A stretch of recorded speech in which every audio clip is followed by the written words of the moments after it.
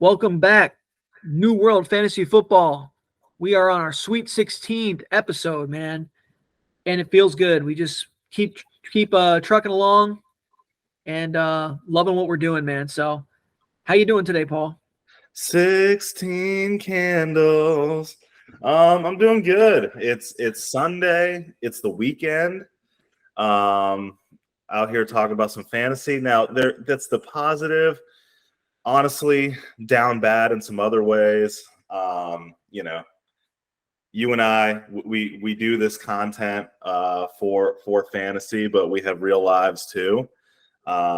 Work's been whooping my ass, and to add insult on top of injury, bad vibes around both my favorite football teams. Elijah Cansey goes down in training camp. Jim Irsay can't shut his fat, drug-addicted mouth, and supposedly blew up the relationship with our best player. So, I'm gonna stay positive. We're good no matter what, but not the most fun week. Yeah, Jim Irsay's like over there with his bottle. He's like, "Come on, JT, sit on Daddy's lap. You ain't going nowhere." Freaking man, why is there so many scummy billionaires in this world that just own football teams? Well, dude, it's like honestly, and I love the team, and I will I will give some positive to Irsay. Like, he's not like as annoying as Jerry Jones, but kind of has some of those Jerry Jones like style tendencies. Like, dude, I wish you would just be an owner, sign the checks, open the nice bottle when we've had a good day, and that's it. That's your job. That should really be the only thing you are supposed to do as an owner.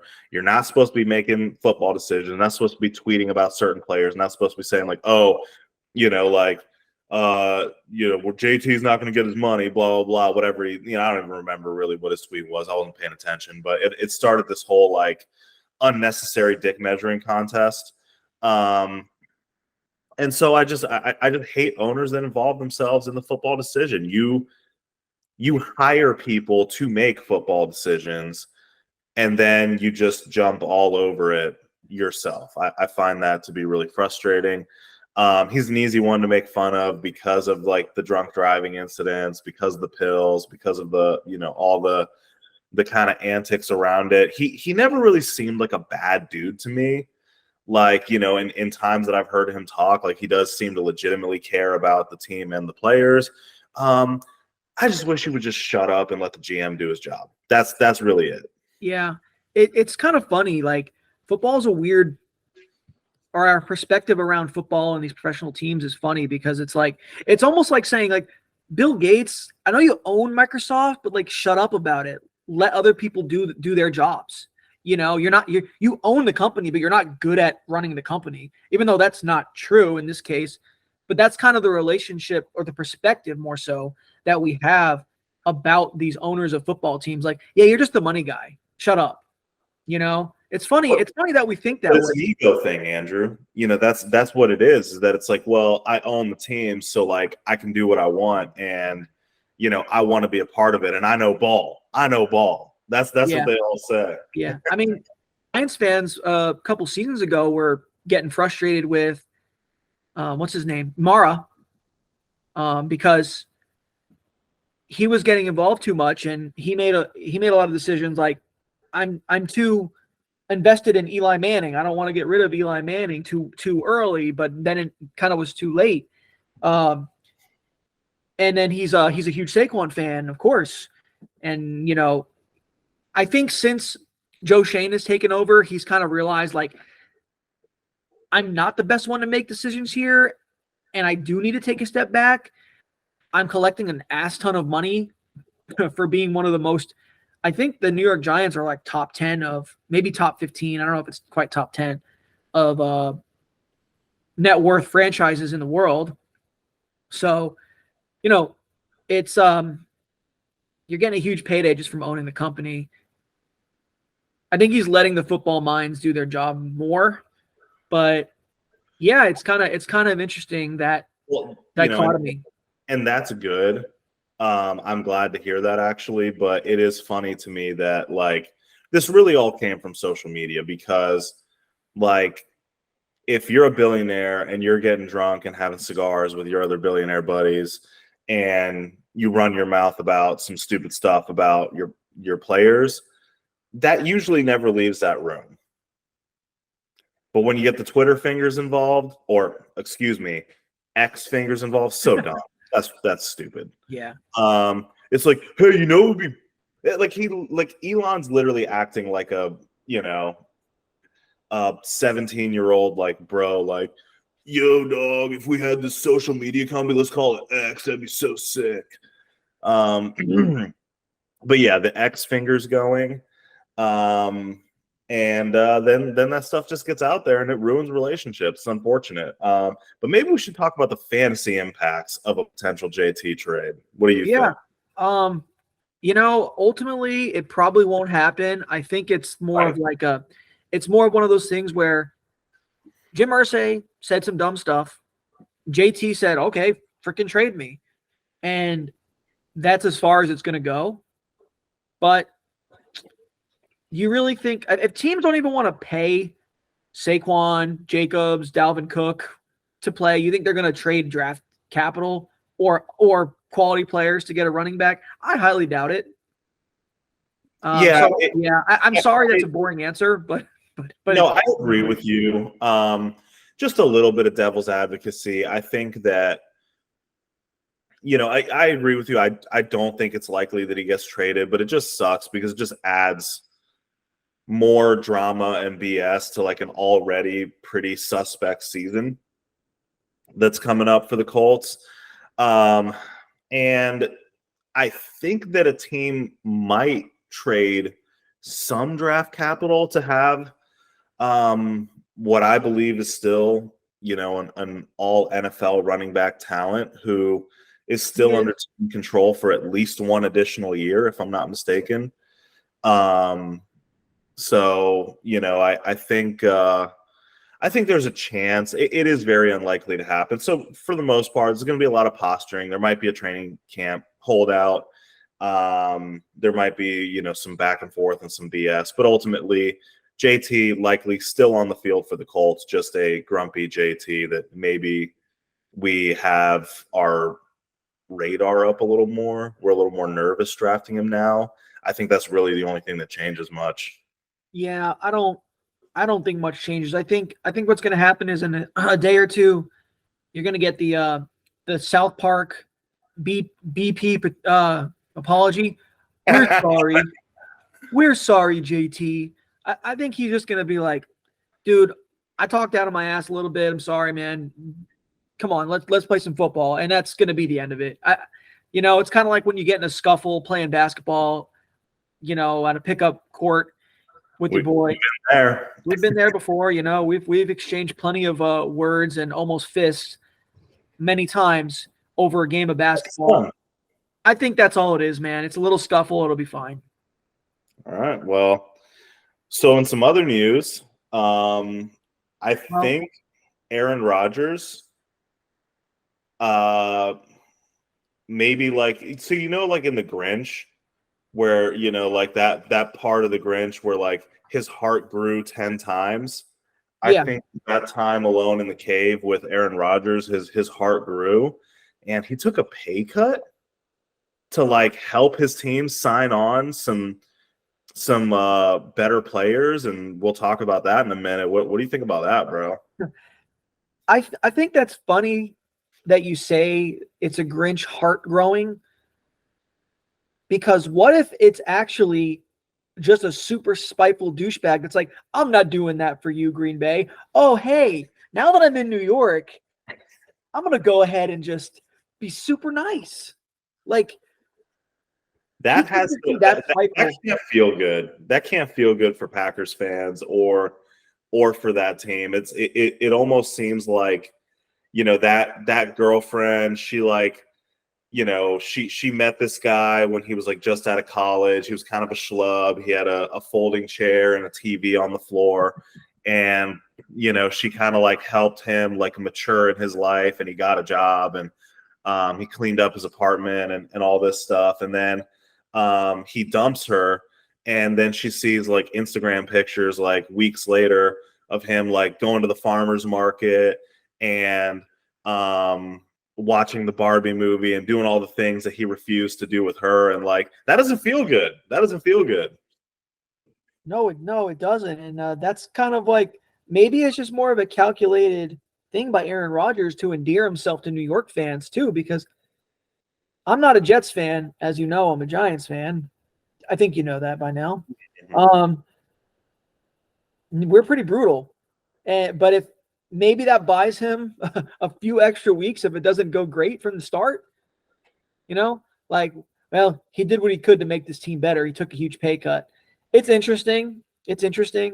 I don't know, but the Jets will be fun, and there's a good chance they end up with that extra money signing Dalvin Cook, which would absolutely crush Breece Hall value. And if you're in a keeper league or a dynasty league with Breece Hall, you'd be a little bummed. If you were in a keeper league and already committed to keeping Breece Hall, you're probably pretty nervous. Yeah, so we have that exact situation in one of our leagues where somebody decided they were going to keep Breece Hall last year. If they get hurt, you're allowed to drop them, but consider them your keeper. It's called a crypt keeper. And that was the first time I've heard of it, but that's the rule we have in our league. And he decided to keep Breece, which would be a good decision if Dalvin Cook ends up there and they're splitting carries. Beginning of the season, maybe Breece is barely even playing because he's still recovering. He's going to be pretty butthurt. Yeah, agreed. His team's going to look a little ugly. I don't remember what round. Is he going to have him for a third? Third? Okay. I believe so. I know in another league off NFL.com where they just like didn't have updated rankings for some reason while we drafted. It was ridiculous. I got Breece in like the 7th round. I was like, okay. But that was cool. But that's not a keeper league. We were playing with some knuckleheads though. But he was so far down, it was weird. Like I had him on my queue and I saw how far down he was, and I was like, are people just gonna forget about Breece Hall? And they did. They did. And the funnier thing to me is how much I believed that I slayed that draft and walked away with what I felt like was just a completely stacked, ridiculous, like guaranteed championship team.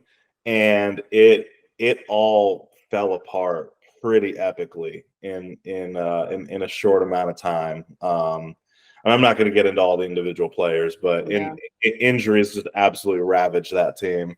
Yeah, injuries and the fact that somebody at the time took Joe Mixon above Jonathan Taylor, and we were like, what the hell?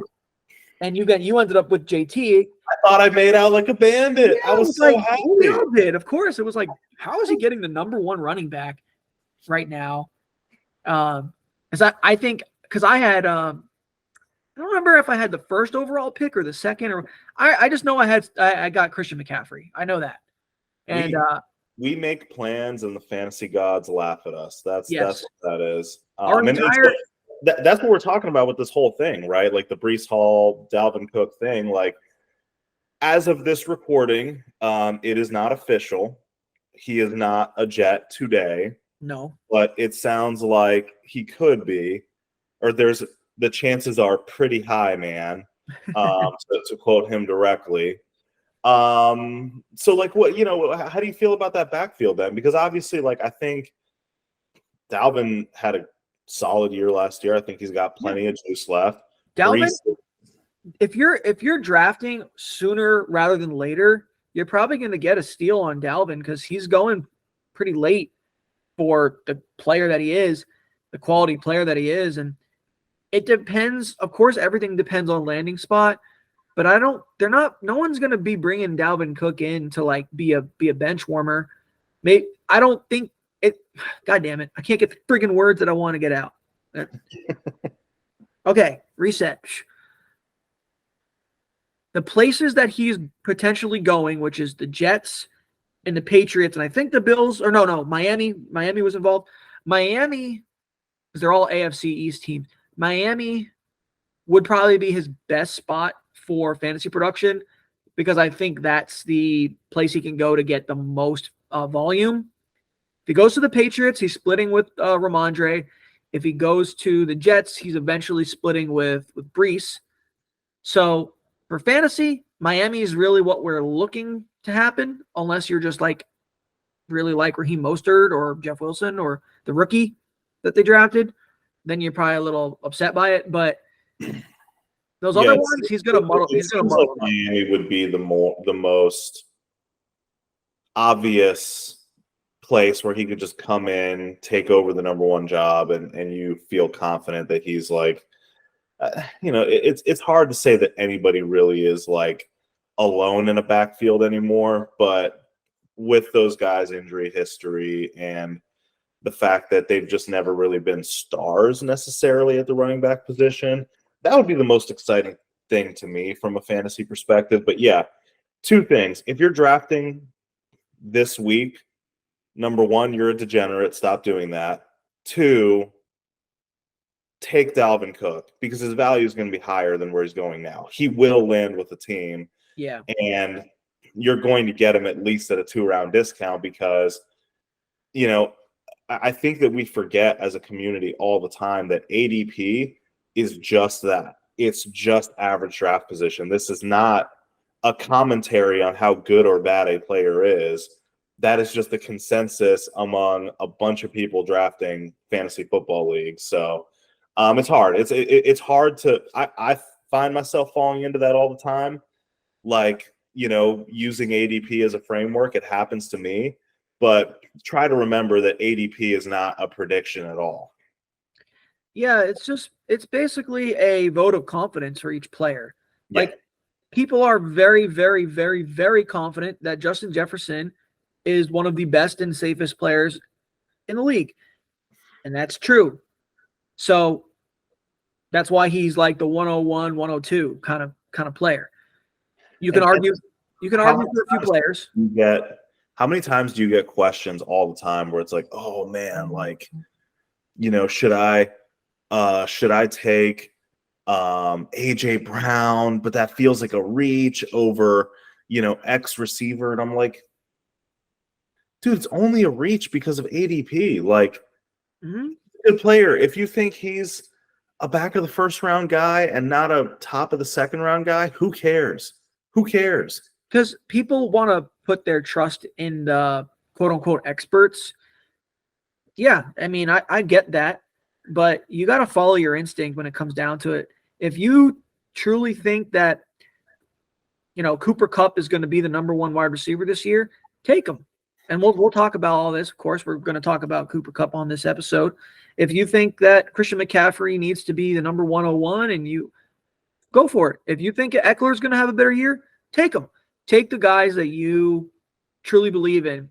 The worst feeling in fantasy is not picking a player because, quote unquote, experts or ADP told you not to and being wrong. Your gut was like, man, I really, really, really thought Devontae Adams would be better than CeeDee Lamb, but the ADP said CeeDee Lamb's higher, so I'm going to go with CeeDee Lamb. And then all of a sudden, well, CeeDee Lamb has a good, not great season, and Devontae's still great. And you're like, what? Why did I not just go with my instinct? Don't do that. Rankings slave. Rankings, bitch. Great show. If you know, you know. So, yeah. No free ads. So, another big piece of news, really one of the biggest ones is there's the Joe Burrow scare. If you haven't heard, which I'm sure you have, he got carted off.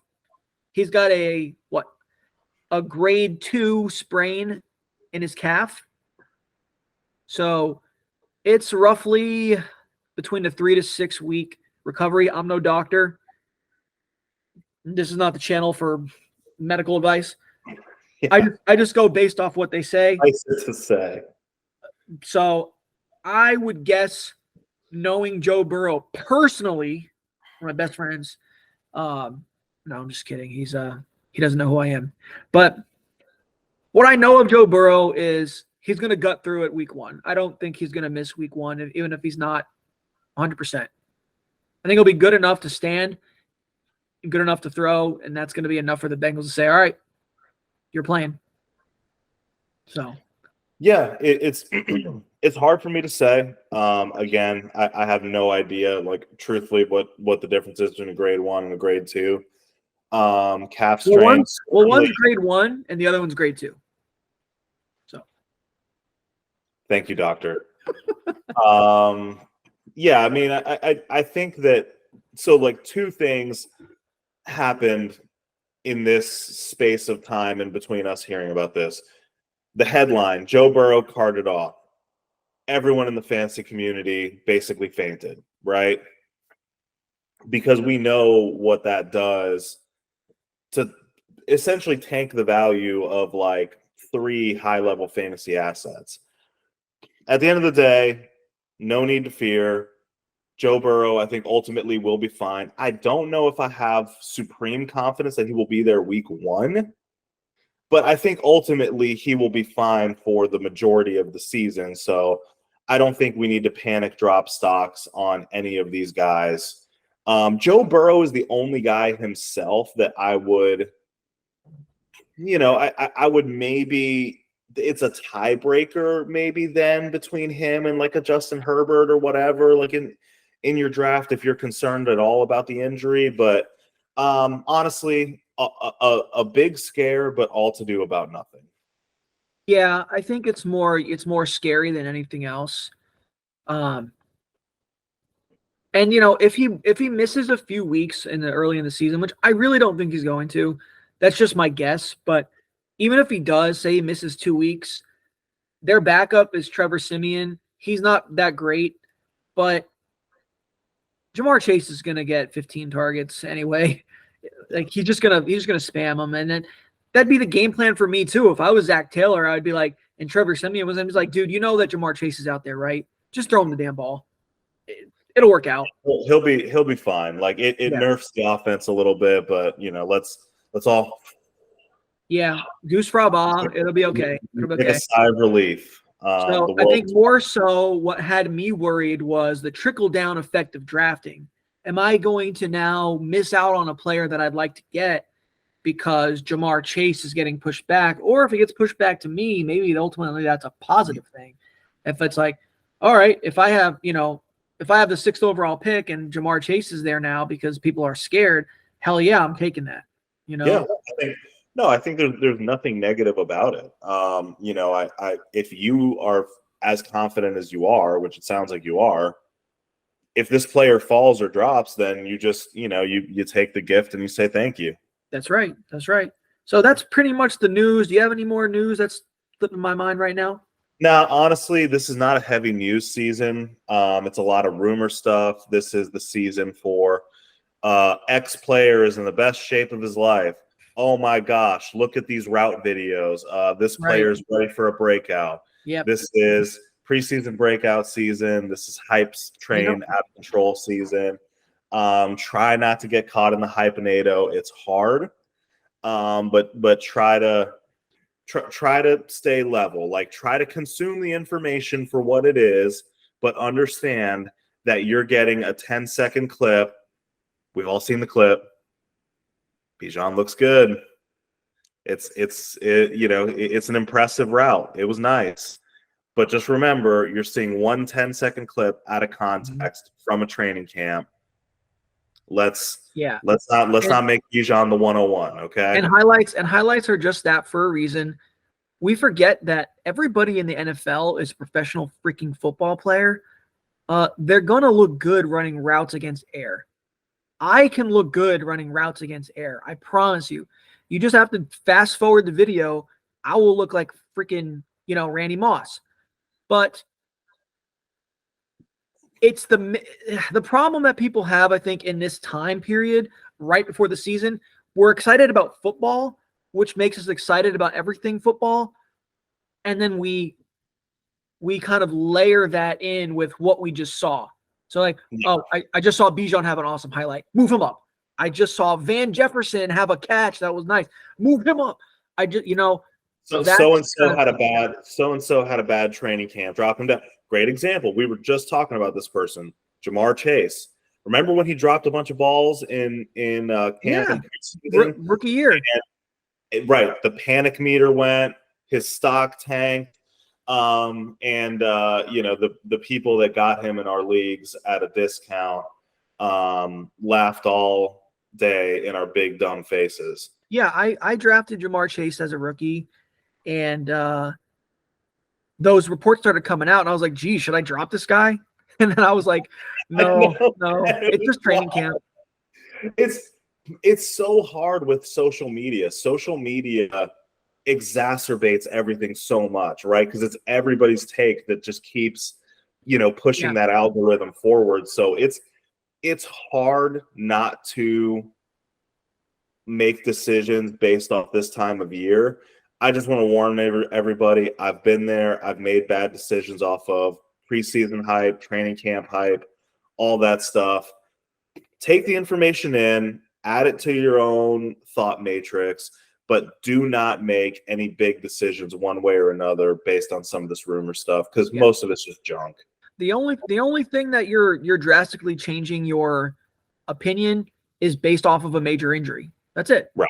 Because that's facts. If somebody tears their ACL, they're out for the season. Okay. Obviously, you're not drafting somebody who has a torn ACL. But dude, somebody who gets an injury, yes, you can drop them, even if it's not season ending, or you can drop them down in your rankings, because sure, an injured player is a less effective player. We know that. But yeah, Bijan routed that dude up pretty good. It does look nice. We know he's a talented man. Nothing about Bijan has changed. He hasn't changed at all. Don't draft him over McCaffrey. You'll be big sad. I think so. All right. NFC West previews, man. I think we should do the episode now, right? NFC West preview. So we've got the wonderful, amazing, super intelligently run franchise of the Arizona Cardinals. They went 4-13 last year. Their head coach is now in Thailand because he hates America and he hates American sports, because they basically ripped his soul out. So he said, screw this. I'm about to go eat some pho and have a good time in Thailand. It's probably not a Thai dish. Did you see the girl that he was with in Thailand? I wouldn't leave Thailand either. Are we sure she's female? Because Thailand is known for some so female. It's all a Bangkok for a reason. That's all they do. Anyways, good for him. He's a rich white dude in Thailand. That's awesome. He did his time with this awesome team out in the hottest place on earth, basically, as far as I know. Shout out to Jeremy. Yeah. Sorry you're there. Whatever. I hear good things about Arizona. I'm just shitting on the Cardinals right now. But there is fantasy value to be gleaned out of every team. Absolutely is. I'm going to talk about that. I'm shitting on the franchise. I'm shitting on the franchise right now because they've just made some weird decisions. Agreed. I completely agree. I mean, I really can't get over the decision to even think for 1 second that Josh Rosen was an actual good player. I freaking hated him throughout the draft process. I hated him. I hated his game. I couldn't stand anything about Josh Rosen. And good for you. And now you got another dude who wants to play video games instead of play football in Kyler Murray. He's a great value in fantasy, though. So that's something we should talk about, right? Like, I mean, that's the thing. So nobody denies Kyler Murray's talent. Nobody denies the fact that, like, when he's on, he's one of these quarterbacks that's awesome for fantasy, right? Because obviously, like, he can make all the throws. He is a talented quarterback, and he has the ability to extend plays with his legs. Like, is he Jalen Hurts? No. He's not Lamar. He's not going to get these gigantic rushing games, but he legitimately adds on, like, a strong rushing floor to, like, an already decent passing ceiling, or what was a decent passing ceiling, because they lost Nuke Hopkins, right? So I think there's just a lot of question marks kind of back and forth on this team, and where we feel some of those players will land. Like the biggest question with Kyler Murray is he going to play week 1? He says he's going to play week 1. I have my doubts. I'm not so sure that he will, because from where he had the ACL injury, he's really looking at like what, week 4 being the timetable, week 3, week 4. Well, yeah, it And even depends if that the team. to come back to like his performance level. So like there's just a lot of question marks for me. Where do you want to start? Yeah, I mean, we should definitely just talk about that situation. I think that's the biggest question mark with Arizona is where's Kyler in his recovery and who's he going to be when he comes back? Because as you just said, a lot of his value is based around his rushing ability. It's not all of it. He's a pretty good passer. He's not a bad QB by any stretch of the imagination. He makes a lot of bad decisions here and there when he's under pressure, but whatever. That's who cares. Is he going to be running just because he's on the field? That's the thing I don't know. That's going to be a team decision, a team doctor's decision. Like, do they trust Kyler to like rein himself in terms of running the ball and taking hits? I don't know. Is that going to matter? Are they only going to put him out there when they know he can really run 100%? It's a big question. So even with all that said, Fantasy Pro says right now, that's what we've been using for our rankings, he's a QB 23, dude. He's going below guys like Kenny Pickett and Derek Carr. Like, am I really drafting Kenny Pickett and Derek Carr over Kyler Murray? Hell no. Hell no. I am taking Kyler. Obviously, if I take Kyler, I need to make sure I have a plan for my week 1 starter, whether that's picked above him or below him. You need to have a plan with your QB. But like, if you wait a while and let's just say you end up with the Geno Smith, who we'll talk about, and then you take Kyler a few rounds later, you'll be fine. I used to have, so like before I kind of started to see the value of a few elite early round quarterbacks. And I never used to take quarterbacks anywhere near the top half of the draft. When I was punting the position, I used to have this philosophy of kind of hedging my bet a bit with a quarterback. So like I would, it would be like well into the double-digit rounds, and I would take a couple guys that, usually like pretty close to back-to-back, right? Like I remember one year specifically, A-Rod and Brady were way down there, and I was like, one of these guys has to have a decent season. So I took both. And 4 weeks later, I sorted out who I thought would be the more consistent fantasy quarterback, and I moved forward because I thought that the value prop was there to spend a couple of really late round picks on shoring up. I knew one of these two guys had to hit. So I did that move. And I think with Kyler Murray, you kind of have to do that move, right? You don't know when he's going to show up and what kind of player he's going to be when he shows up, but he clearly has more upside. So he's a bet hedgy quarterback to me in that vein. I feel you on that, and I think that's a good strategy, and I still think you can execute that strategy. There will be a guy or two that surprises. I mentioned Geno before. He was that guy last year. Yeah. You just have to be right on it. That's hard to do. You're guessing. The question I want to ask you, Paul, if Kyler Murray was 100% healthy today, where would he be? Top 10. Top 10. Are you drafting him above Trevor Lawrence?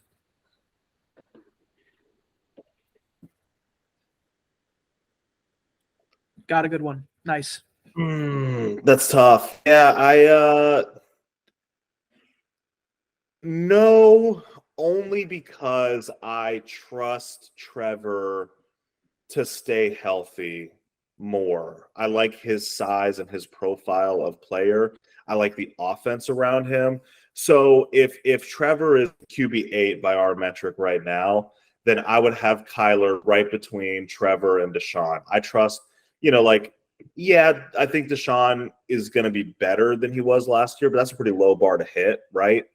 I I think Kyler has shown me more recently than Deshaun has shown me. So I would have him right at that 9 Okay, so rankings.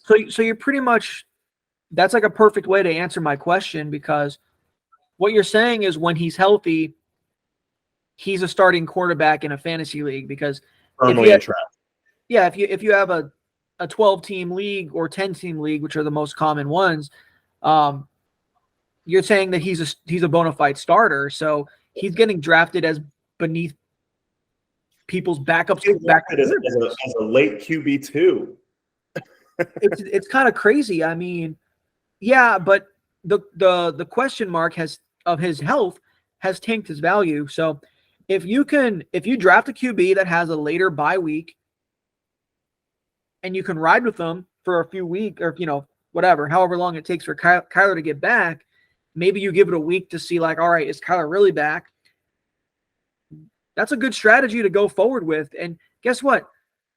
Arizona's probably not going to be a good team, but their offense is still going to be functional with Kyler, and they're going to need to be playing catch up in these games. Yeah, you're going to get some garbage time touchdowns from Arizona.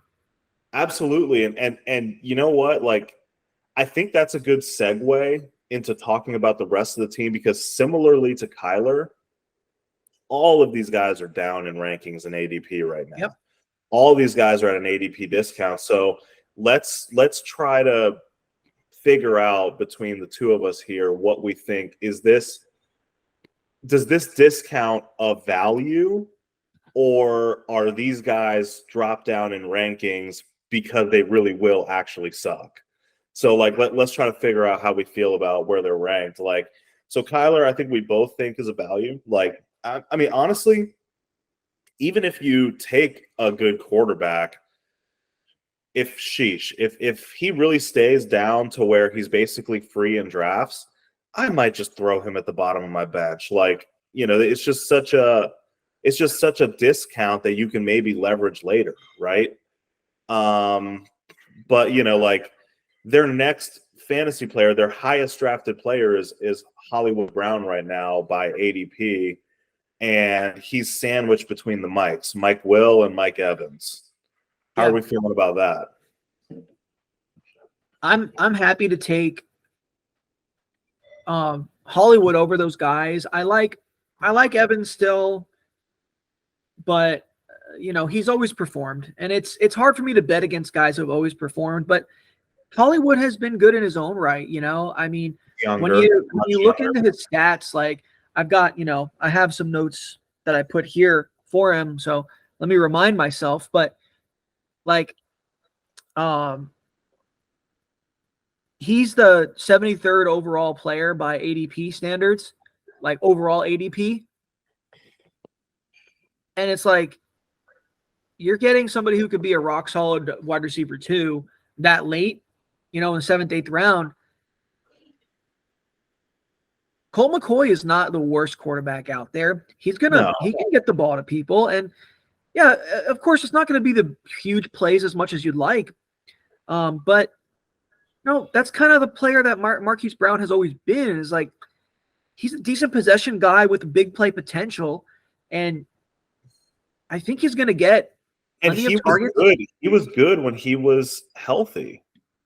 Mm-hmm. He was playing opposite of Nuke, which, obviously there's a caveat there, and we'll talk about that. Yeah. But, when he was healthy, he was a fringe wide receiver 1. Yeah, and he's for a good stretch of the season by himself, before Nuke kind of took his cookies. Yeah. But the thing is too, with any wide receiver 1 for their respective NFL team, they're gonna get a lot of targets. Yeah. I think there's a few places where maybe that's not true. Like, that's kind of the scary part of like a Drake London, right? Indy's scary, Atlanta's scary, because they're wide receiver 1s. Like, right, their total team targets for a game could be sub 20. It is possible. Right. You've got those games like in Tennessee where, hey, if Derrick Henry's rolling, then we don't really need Tannehill to drop back. And yeah, I mean, you've got these game script things and these teams that are really trying to force that game script to happen. Doesn't always happen. But I think Marquise Brown is going to be on a team that's going to be behind a lot. The second half of games, especially when Kyler's there, it's going to be a lot of drop back pass, run around pass. And Kyler and Hollywood together, they're gonna make some big plays. So he's being undervalued right now. And it's kind of a trend I wanted to talk about. And I won't go too far into it because I want to keep going with these teams. But something that I've noticed just doing these previews is the perception of bad NFL teams actually have a lot of fantasy value. They still have stud players that can produce good numbers, and we seem to forget that when we think a team is going to be bad, Oh yeah, absolutely. I am 100% regretful of doing that last year. I did that. I didn't just fade certain offenses. I avoided them like the plague. Mm-hmm. So I'm not going to do that this year. I'm going to try to. We all grow and try to get better, right? I'm going to try to take a different approach and really do the work to see if I can find any round that I'm comfortable with certain players. So that's all it is. I don't want to hate any players, hate any teams. It's just about what round I feel comfortable with them. And I think Hollywood I'm comfortable with that. Like he has a road to potentially being a wide receiver 1, and you're taking him firmly in the back of wide receiver 2 range. I'm fine with it. Yeah, it's a good value pick for sure. And then his running mate in Rondale Moore, I mean, he's getting drafted around guys like Raheem Mostert, DJ Chark, like these super flyer players. And it's like, dude, he's a guy who's going to be playing this. He should be slotted in at the slot. Like all the time. I mean, they drafted a guy, Michael Wilson, who's an outside receiver. Rondale Moore last year was being forced to play outside. That's not his role. I mean, he's a smaller, like interior, quick guy that's got gadget play potential. Once again, I mean, kind of the same argument with Marquise Brown. He's going to get targeted a lot when they're just moving the chains later in games and they need to, between the 20s, they need to get yardage. I think Rondale Moore, you're taking him late. You might see yourself putting him in your flex spot more often than you realize. Yeah, he was getting like again, everything changed. Like the entire dynamics of their offense changed when Nuke was in the lineup and when he was out of the lineup. Because, DeAndre is greedy about targets. He gets a ton of targets. So, him being the target vacuum, their offense could really only support one other player of relevance. But when he was gone, Rondale got peppered. And, he ended up with some high catch games. So he's a player that you can definitely take a flyer on. He looks to me, out of just their wide receivers, to be probably the second most heavily targeted guy. So absolutely worth a flyer where he's being taken in late rounds.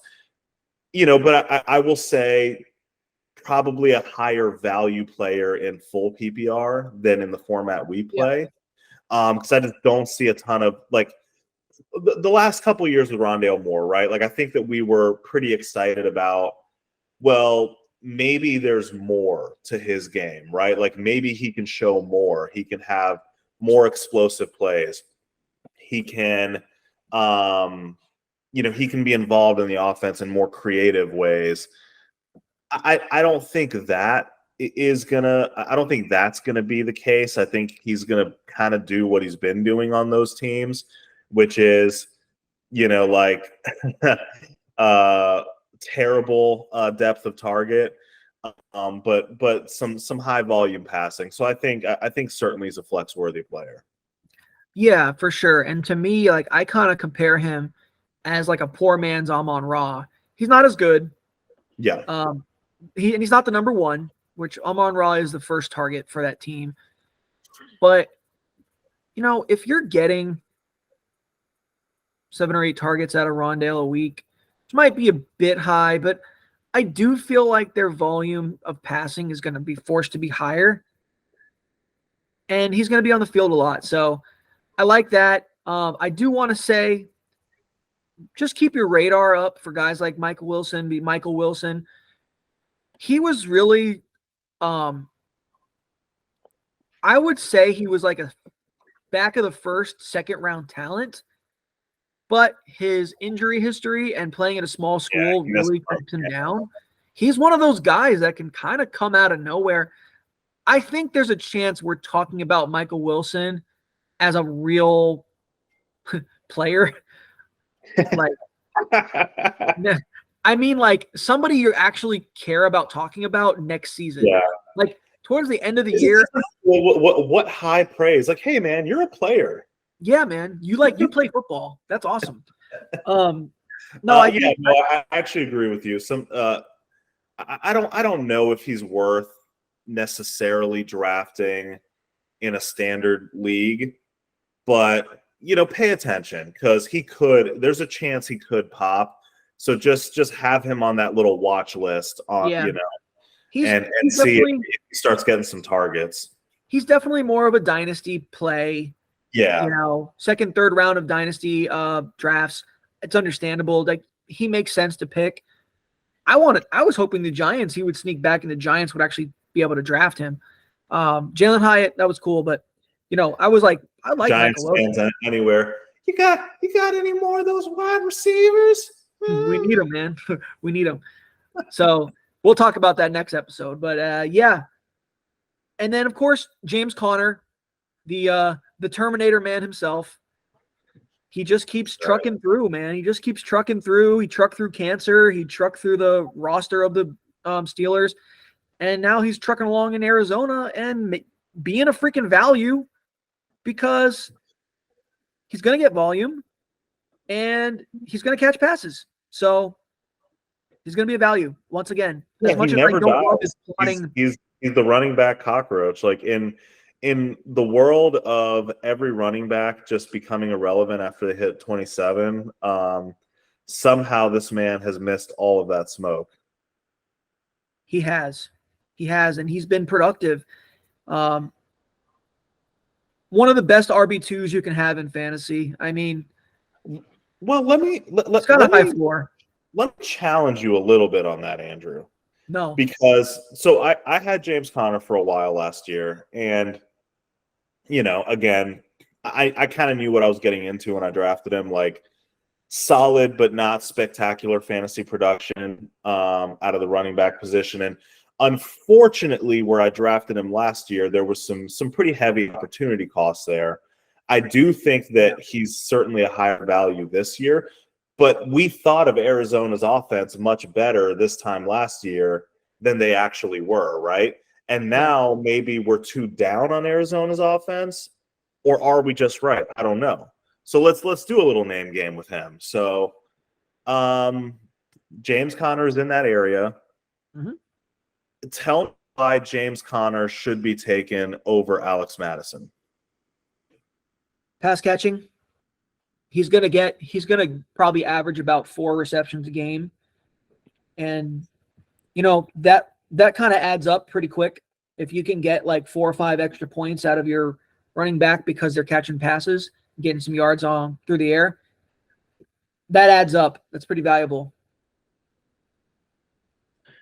Yeah, I mean, Madison has a receiving skill set as well. So I ask you this as a selfish question only because that's probably the one player in his range that I would absolutely take over him because, and I'll give you, I'm not going to have a great, numbers driven argument for this, but I'm going to give you the way that my gut feeling is. Both players, I think, make their money off of volume. Like Sure. I don't think Alex Madison, anybody thinks about him in the same way they think about a Breece Hall or a Bijan Robinson, where it's like, oh my God, that explosiveness, wow. Yeah, I mean he's not that, but like just like James Conner, every time that he's been given the opportunity, he has been productive. I think he's an above average talent at the position, so I think they're similar in that regard. Both of them, I think, have a skill set where, like, maybe James Conner is the better pass catcher, but I think they both can do it and have done it. So I think I'm going to take the younger player on the better offense in that scenario. That's me. Because both of them, I think neither of them is going to be like a crazy like breakaway play waiting to happen. I understand what you're saying, and if you go with Madison over Connor, no one's gonna like laugh at you. I think the one argument that I'd make against that is Connor's proven that he can do it for a full season more than once. Madison hasn't. Age aside, like some dudes just can hold up and some dudes just can't. Madison hasn't proven that. It's not to say that he can't, but he just hasn't proven that. So it's hard to say, even as much as he's great, Saquon Barkley has fell off at the back end of years because maybe he just doesn't have that kind of like stamina to be able to go week after week that hard. Needs a little bit of a rest. James Conner just keeps on trucking, man. He is just the ice road trucker of running backs. So I like it's a fair valuation. Like I think ultimately that's where we landed. Like I think these ADPs are fine. Excuse me for getting a call here at the same time as I'm trying to speak. Yeah, so I think it's a fair value. I would probably go Alex Matt over him, but I would take him over Rachaad White. So that's where I have him. Okay, I like that too because I'm kind of in the camp of like fading Rachaad White at this point. So yeah, I like that. And okay, Cardinals, man. Anything else we want to say? Well, there's one thing, of course, we got to talk about them. Yes. Tight end. Yep. Tight end. There's a very high profile husband of a women's U.S. national team soccer player. No, I'm just kidding. Zach Ertz he's a known guy. How do we feel about him in fantasy? Not good. Not good at all. Tell me why. I believe, somebody check my facts here, but I believe he is on the PUP to start. Not that he'll miss week 1, but at least training camp PUP. And, he always says something. Yeah, I mean, he's not a young player anymore.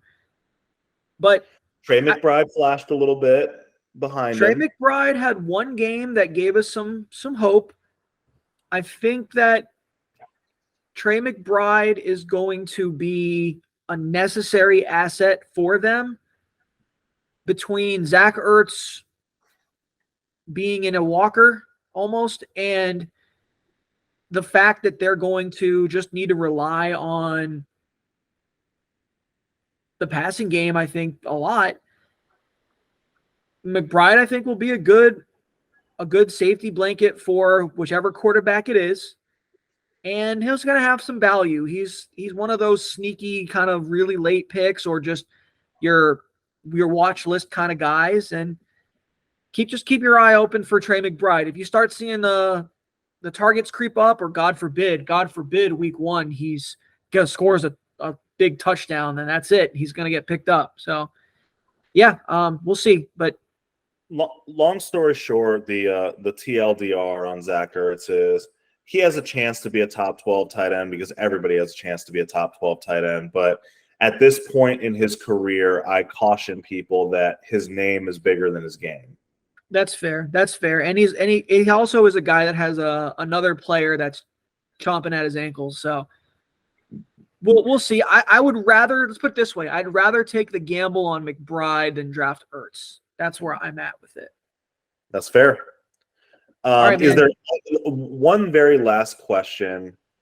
Because I think that we can answer this pretty quickly. Yeah. Before we move on from the Cardinals, is there anyone? Because we cannot. I know that we just talked about James Conner's seemingly fantasy durability, but is there anybody that you're concerned about behind him that could take away that? Because again, a lot of his value is built on volume.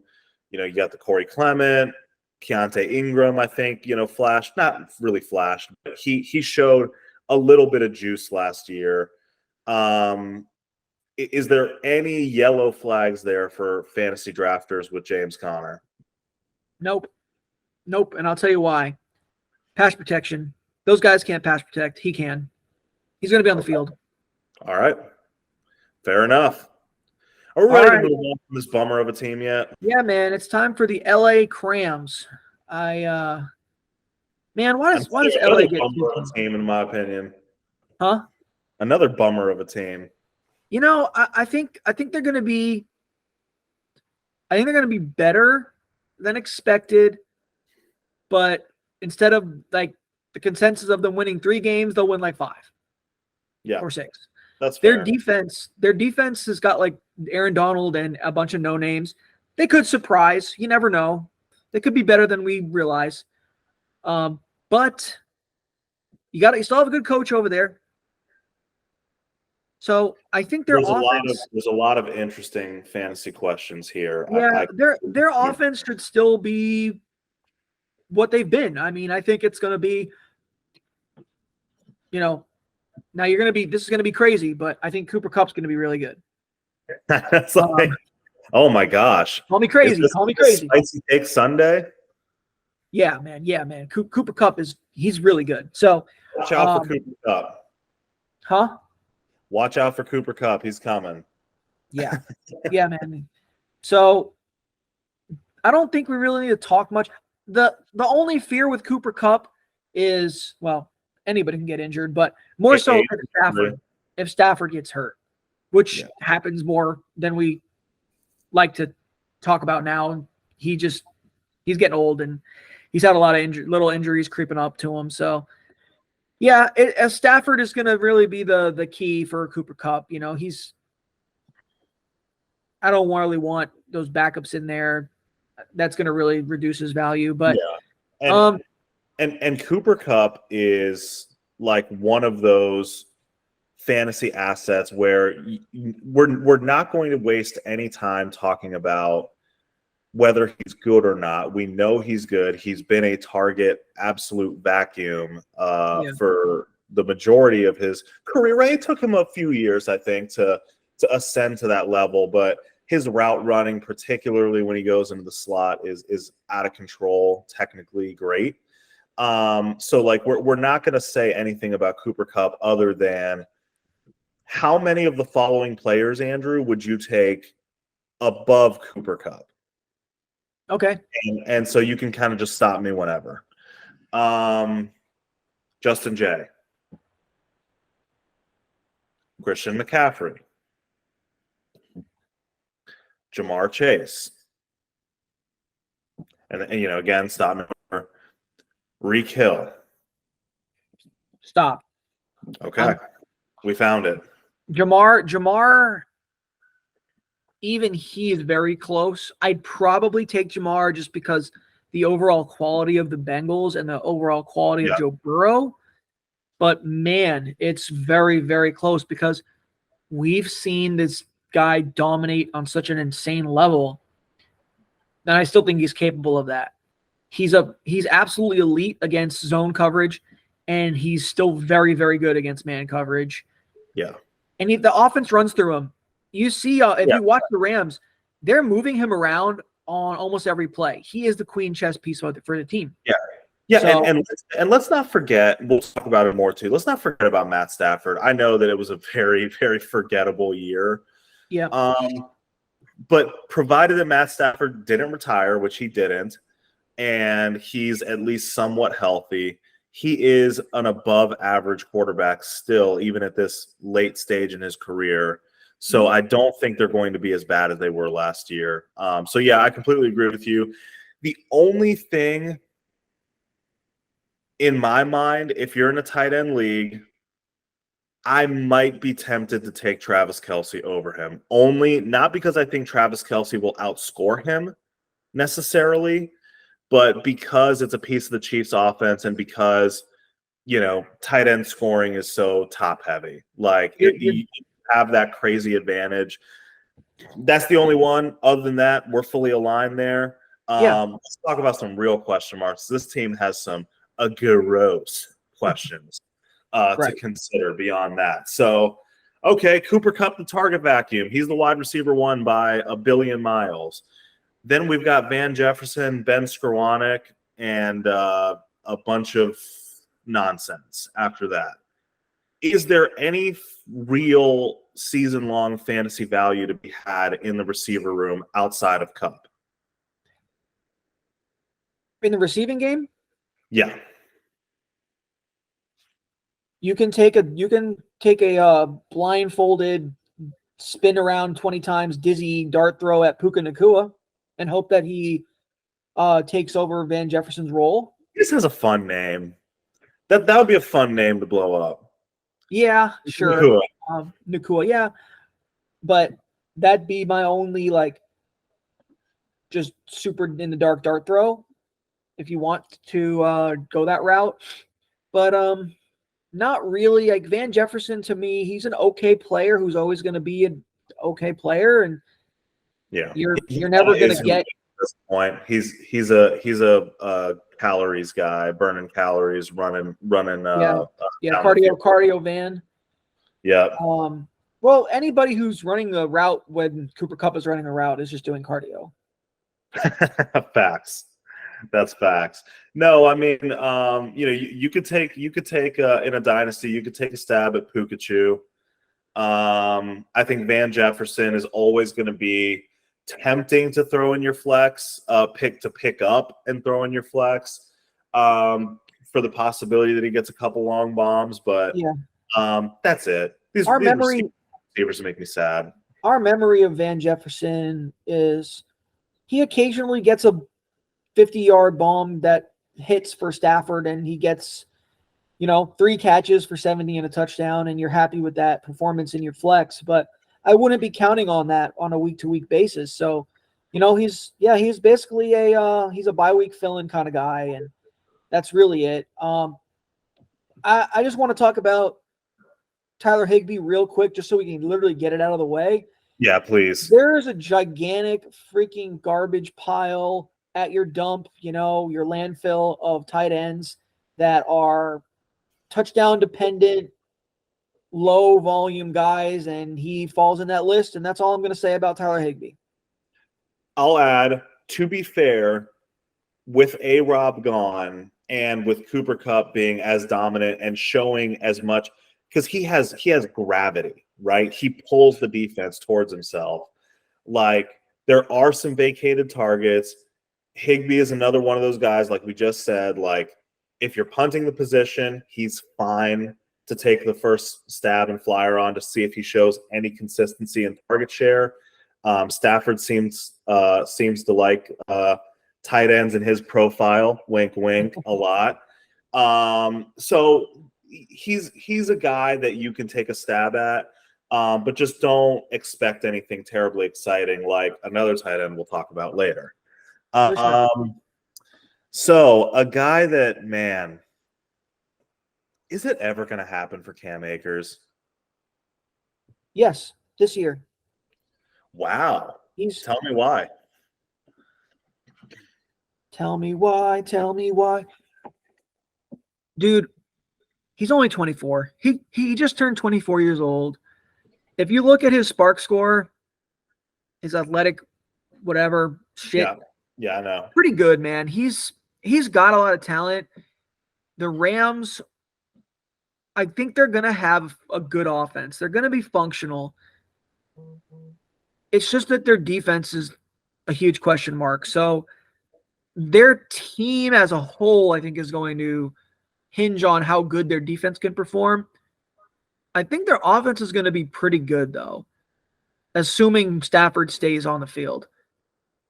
And Cooper Kupp, of course. But at the value he's going, Yeah. the last 3 weeks now, it's a small sample size, but we have seen it in the past. Cam Akers being good. That's why last year he was drafted as high as he was. Well, but that was the arc, right? And I was literally going to ask you that because we drafted him high last year. I drafted him high. Because we had a sample size going into the offseason of strong production. And I was like, oh, baby, this is it. Yeah. It's going to happen. And then he let me down. Right. And then he had a good last 4 or 5 weeks of the season again. Like, this is the pattern we see of misguided perspectives in fantasy football. Yeah. It's an emotional game. You remember the emotions of what happened, right? So, like, you remember managing players like who'd you mention before who pissed you off? It wasn't Cam. You mentioned another player who you had before. And I don't recall because there's a laundry list. There's a lot. But, okay, so, like, for instance, take Terry McLaurin, right? Because you've had Terry McLaurin quite a bit. Yeah. And I can't quit him. I can't quit the man. Because he's got talent. But he's been disappointing because the consistency just isn't there with his quarterback play. So we have emotions about it. Cam Akers the expectations were up here, and he performed down to this level for most of the year. So people are like, all right, well, he's down here because that's how he made me feel. I don't feel good about him. Okay. I'm not worried about Kyren Williams, especially not worried about Malcolm freaking Brown. You hurt me. You personally hurt me. It's personal. And now you want me to let you back into my life. And I'm not worried about Darrell Henderson, right? So Cam Akers is the most talented running back on that team. McVay knows it. The team knows it. Like I said earlier, he's only 24 years old, and his last 3 games, he got 100. He was a 100-yard rusher 3 games in a row. Yeah. I don't think Malcolm Brown's ever going to do that. Has Malcolm Brown ever gotten 100 yards in his career? He might have. I don't know. Probably might have, but like we know that Malcolm Brown is a jag. Kyren Williams is a low. Now, Kyren Williams showed some things, though. He did show a little bit, and he was talked about, I believe, in training camp last year fairly highly among the team.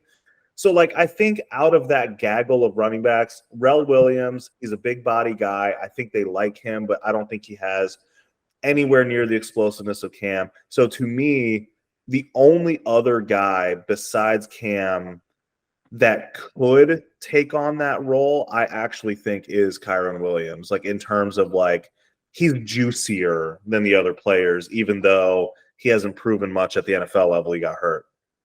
Slightly, but I'm still not worried about him. Like, I'm happy to take. Okay, so let's do this. The Fantasy Pros, they have him in tier 4, right? Mm-hmm. So he's below Kenneth Walker, J.K. Dobbins, Miles Sanders. Well, he's like in that same range, right? Pierce. Yeah, and then he's right above Madison, Dameon Pierce, James Conner, Rashad White. So, like, of those players, I'm taking J.K. Dobbins above him, and I'll take James Conner above him. That's it. I'm going to disagree. Ken Walk, Miles Sanders, J.K.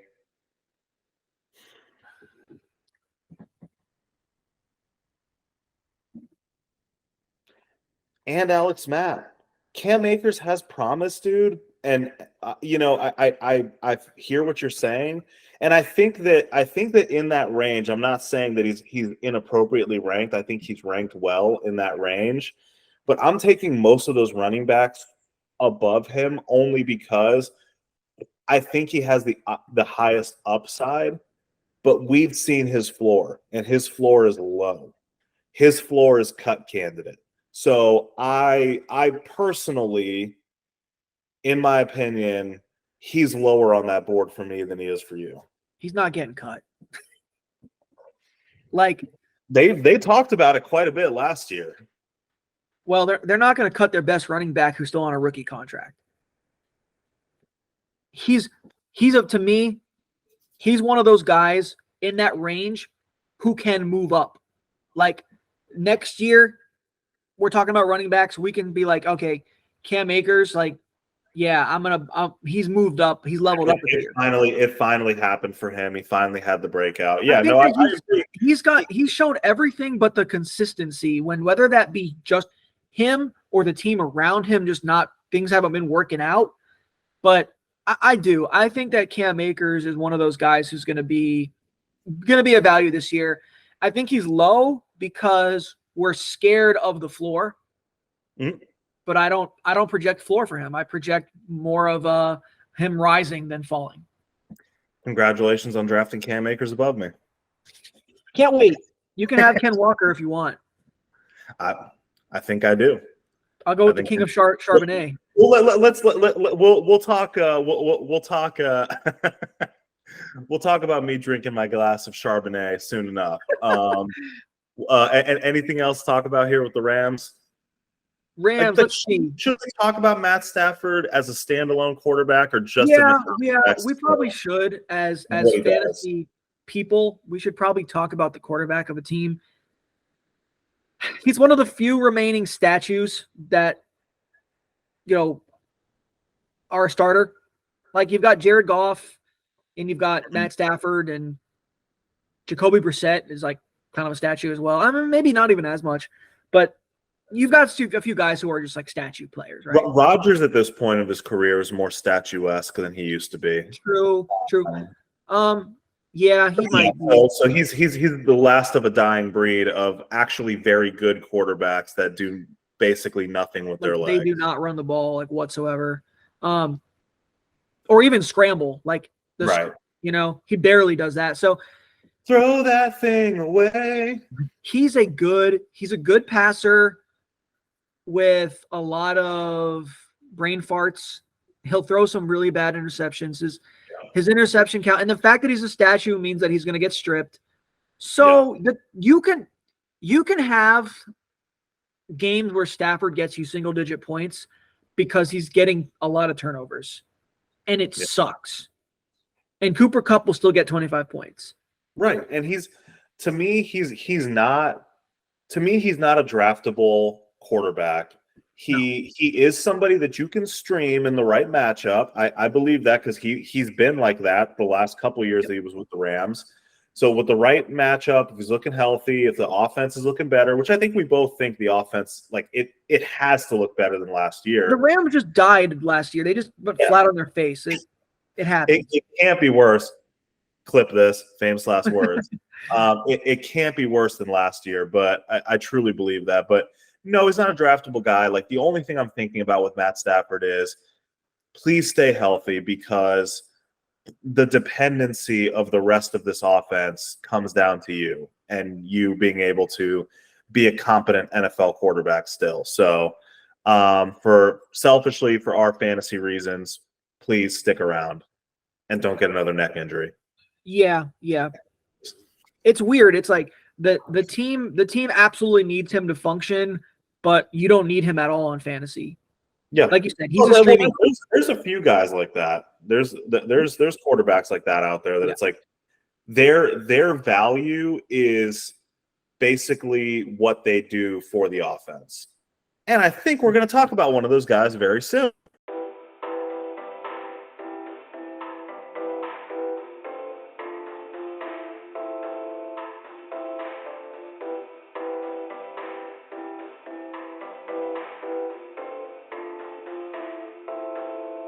We're back. Okay. So, Seahawks. They were a fun team last year. A big surprise team. We learned our lesson with not completely fading a team. But it really had to do with the surprise, I think, wasn't as much the whole team as putting too much weight into the quarterback position sometimes. And just completely being out on Geno Smith as a player. I mean, journeyman guy, not really a young prospect that you're excited about anymore. And he came out and he had a great season as one of the most consistent players in football. Yeah, and that's absolutely true. And I know that we've already talked about that concept of not like overly fading teams. So I'm not going to spend a ton of time there. You made a point that I thought was really poignant where we put way too much weight on just the quarterback because like Russell Wilson, like, we just had like a perfect upside down bizarro world where Russell Wilson, we thought of him as being a great quarterback, and he went to Denver and looked freaking terrible. Was that all his fault? Maybe, maybe not. I don't know.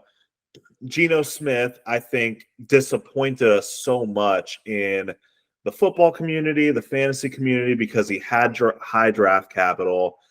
You know, he never really had any consistent success in New York or outside of New York. So, like, to me, like, you know, I just kind of like, I put that stamp on him and said, washed my hands, that's a wrap. And so when he came to the Seahawks, like, yeah, I thought every player was getting a downgrade. Every player did get a downgrade. But I'll be honest with you, I didn't think they downgraded them enough. I was like, no, like, I'm out. Like, you're downgrading a quarterback, and a team is looking like they're going to do the tanking type of activity, trying to get another quarterback in a later draft. And so I just completely was out on all of their pass catchers, pretty much everybody outside of Ken Walker. So there's a good lesson to be learned there. At the same time, I'm going to give a counter argument. 9-year breakouts just don't happen in this game. Do I think that Geno Smith was the terrible and like worthless quarterback that we thought he was when he came into this team? No, I don't. Do I think that we see a repeat of the Geno Smith renaissance in Seattle? I don't. I think that truth is going to fall somewhere in the middle. So if the expectation setting is that it's Geno Smith and the Seahawks continuing to fly to the moon, I want to pour a little cold water on that personally. I definitely agree with you, man. I think the truth is absolutely in the middle. It's a weird thing because usually if we see a breakout, it's a younger guy, right? and it's like, it was the breakout real. So now we're asking ourselves that same question with about an older player, and it's like, did he just have a great season and he's going to kind of fall back down to earth where we've seen him perform at a backup level for the entirety of his career up until last year? Was Pete Carroll the difference, the one that unlocked Geno Smith, or some other coordinator that I don't know every coordinator in the league, so I'm not sure. But was it let's just say the Seahawks staff that brought him up? Was it having better weapons? They have good weapons. Yeah, I mean, that's true. Was it having DK and Tyler Lockett and Noah Fant and, a good running back or two? And because they had Rashad Penny, right, last year. Yeah, and we was injured. And we discounted that last year. I discounted that last year, that was probably the best overall offense around Geno in a while, probably. I would say probably that's ever. Fair. It was on the Giants for a little bit. I don't know if people remember that. I don't. I did not remember. Yeah. That. Well, he was actually the guy that great. He was the guy that they put in. I think it was Ben McAdoo ended the streak for Eli of how many games started in a row because they decided they're going to put Geno in. Yeah. I think he was on the team for 2 years, and he really only started like that one game or couple games. It was a weird time, but He's been on New both New York media teams. market is tough, man. Let me tell you, he looks like a new man. But yeah, no, I mean, honestly, and so I think we're both in agreement here. So I don't think we need to keep hammering the point home. But what I would like to do is let's talk about Gino though. Where are we ranking Gino? Because I think he himself is an interesting player. If things were to repeat last year, you're basically trading upside at the quarterback position for ultra consistency. And that might be okay if you're waiting to the 10th, 11th round to draft your QB. If that's how your draft kind of shakes out, maybe you take Mark Andrews in the 3rd and then you kind of wait at quarterback and you end up with Gino. Like, you could do worse. Yeah, no, I mean, and like it was just an amazing season. It was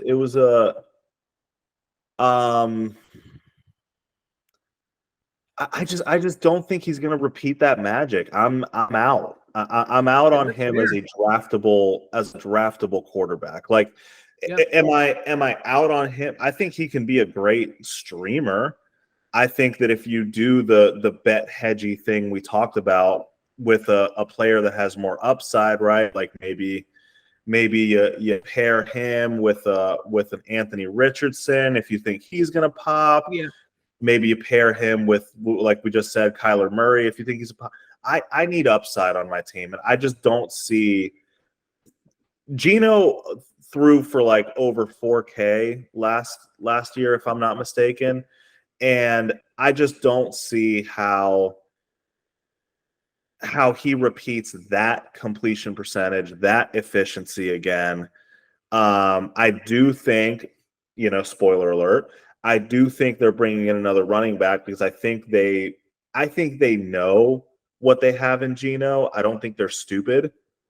Mm-hmm. So I think they want to lean on the run a lot more this year, and kind of do a little bit more of like the Russell Wilson-y style offense they did the last few years of his tenure there. So I'm not drafting Gino in a standard league, but I do think he's absolutely a worthwhile streaming candidate. Yeah, and I think that's fair.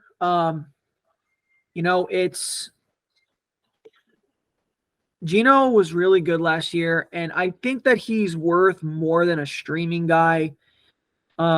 He's kind of like, I see him as your back end kind of like starter if you punted early on. Because, like, let me just read this off to you. I pulled up his stuff on Sleeper just to get an idea. So these were his rankings week to week. So week 1 he was QB 14. Week 2 he was QB 29. Okay, really bad week. Then he was 7, 2, 4, 19, 15, 13. Week 9 against Arizona he was 5. Week 10 against Tampa Bay, he was QB 11. Bye week against Vegas, 11. Then he was QB 3, 7, 15, 18, 11, and 12.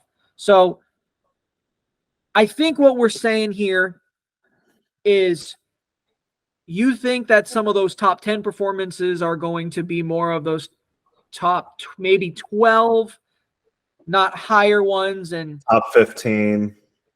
Yeah, and he's just not going to reach that.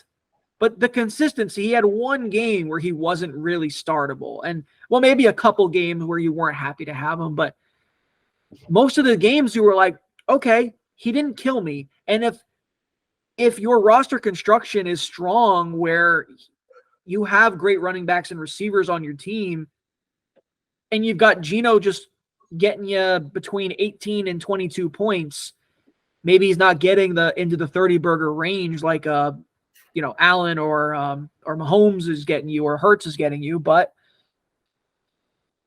you could win that way. Yeah, and I think that we're talking about a difference in philosophies here. I agree. For me, I think a couple factors went into that. So scoring was down in the NFL very weirdly last year. There's not really like rhyme or reason, but it just was. There was some really bad quarterback play kind of throughout the league. So I think the natural regression to the mean of quarterbacks improving, I think is going to drive Geno Smith down. Yes, I do think that he's relatively consistent, but I'm just not into the consistent meh. Like I would rather have, a guy that maybe has a bad week but can give me like a top three quarterback performance. And like he can rush a little bit. He did rush a little bit last year, but not enough to really move me in that regard. So like a statue quarterback, in order for him to be fantasy relevant to me, has to be Tom Brady-esque amazing efficiency. Has to be Aaron Rodgers tossing 45 touchdowns. Like that's because the quarterback position is so stacked right now, so freaking stacked with talented guys that can take advantage of the Konami code. So that's my stance on Geno. I'm out on him as my starter. He's fine as a streamer. So I think your opinion of Geno is meh, where mine is like, eh. And that's pretty much where we're at. We're literally arguing like non-committal sounds. Like you're like,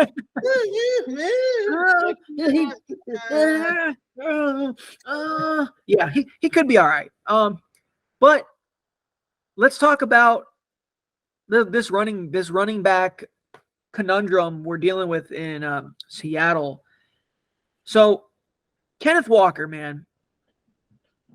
Kenneth Walker was a really fun player last year. And all of a sudden, he's got a wet blanket thrown on him with the draft pick of the king of Charbonnet, Zach Charbonnet. I wasn't the biggest fan of Charbonnet's style, just watching tape of him, but it doesn't really matter because the team drafted him in the second round. That means they're going to use him. It should be, unless Pete Carroll just does his weird stuff again. And they also drafted another running back, and yeah, he's more of a depth guy, I guess, in the 6th round. But they brought in multiple running backs this offseason. They spent draft capital on them. I don't think it's an indictment on Walker. Like, I think they still really like Walker. But they wanted to have a two-headed monster, at least a two-headed monster at running back. And they felt Kenneth Walker was already the piece they had in place, and Charbonnet can be the second piece. So, he's not going to be the otherworldly getting 25 plus touches a game and scoring a touchdown every week guy that we would have hoped for him. Yeah, and look, I'm honestly, you and I have talked about the Zach Charbonnet and Ken Walker situation actually quite a bit. I think selfishly, because we're just trying to figure out like where to take Ken Walker. Like, is this going to drop his ADP like and his like real draft position somewhat? Of course. Like, as fantasy players, we're greedy. We want our running backs to have everything all the time.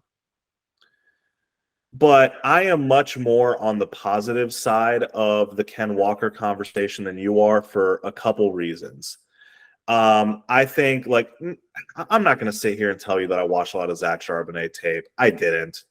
But just in terms of his size and his production profile coming in from college, where he was taken, like, yes, he's going to take some work from Ken Walker. And I think one of the biggest concerns probably is being the bigger back. Is he going to take the touchdowns? That's okay. That's a real concern. Like, is he going to be the guy that squeezes the touchdown in from 3 and in or whatever, right?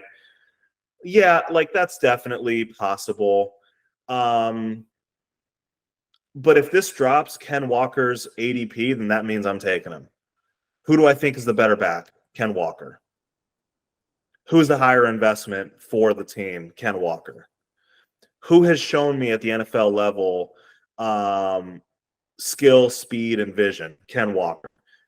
The other dude hasn't done anything. So, like, to me, it's more to me, what this says more about Seattle is that they want to run the ball a lot more than they did last year, that they don't want to be in the situation again where they had a running back break down and it derailed their entire season.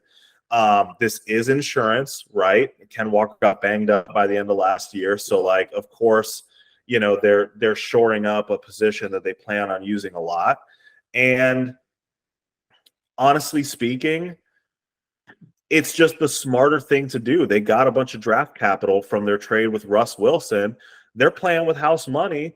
And so, you know, they can afford to take a luxury pick with a round 2 selection. So, yes, like, is Ken Walker going to be the revelation that we hoped him to be this year? Probably not, because it's not going to be the backfield only for him. But I don't think it's an indictment on Ken Walker at all, and I'm still happy to take him in drafts. And we can play the name game if you'd like. For sure. Real quick, though, I will say, yes, he was a higher investment, but not by all that much. I mean, they were both second-round picks. Oh, true. Yeah. Just, yeah. Walker, I guess maybe I sort of remembered him being back of the first, but no, you're right. He was. You know what it is, though? The fact that Walker, I want to say, I believe this is true. Someone can fact check me. He was the second running back taken. That's right. In this case, Charbonnet was like the third or fourth. So he's doesn't come with the same sex appeal in that way. Yeah. And I did want to mention too, the Seahawks do have the 30th ranked offensive line based off PFF's rankings. So there's not a lot of that's a concern. There. That's not the most important thing. Like, it matters, but there's a difference between. I also think PFF does rank pass protection. They weight that a lot higher than run blocking. Yeah, I do think their run blocking is better than their pass blocking. So that's just and it's a symbiotic relationship too, right? Like, the better your running backs are, the better your O-line is going to look blocking for them, right? Like, it's just, you know, it's kind of one of those things that preseason rankings are a good baseline setter. And look, being at the bottom is a concern. That is something to think about, right? But don't take it to the bank, and don't make any major draft day decisions based on that. Nobody cares that the Tennessee's ranking is dead last, but people are still going to have Derrick Henry.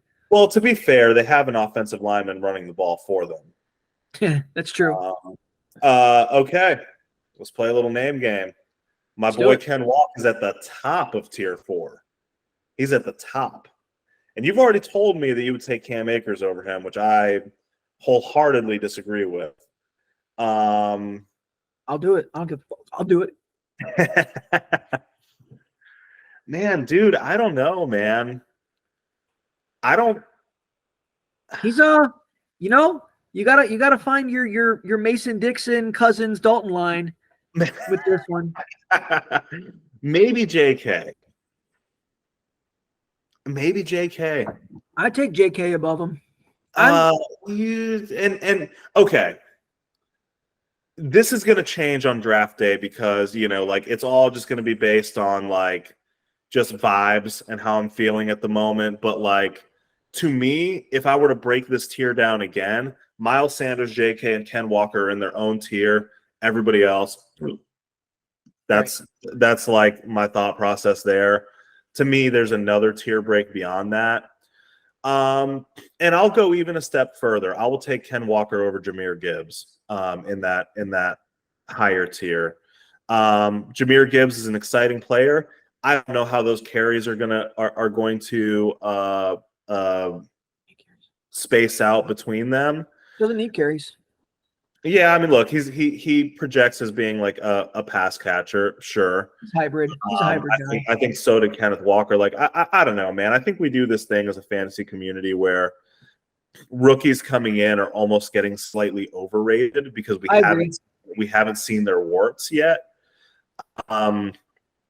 Like, I just don't want to overthink it. Ken Walker was awesome last year.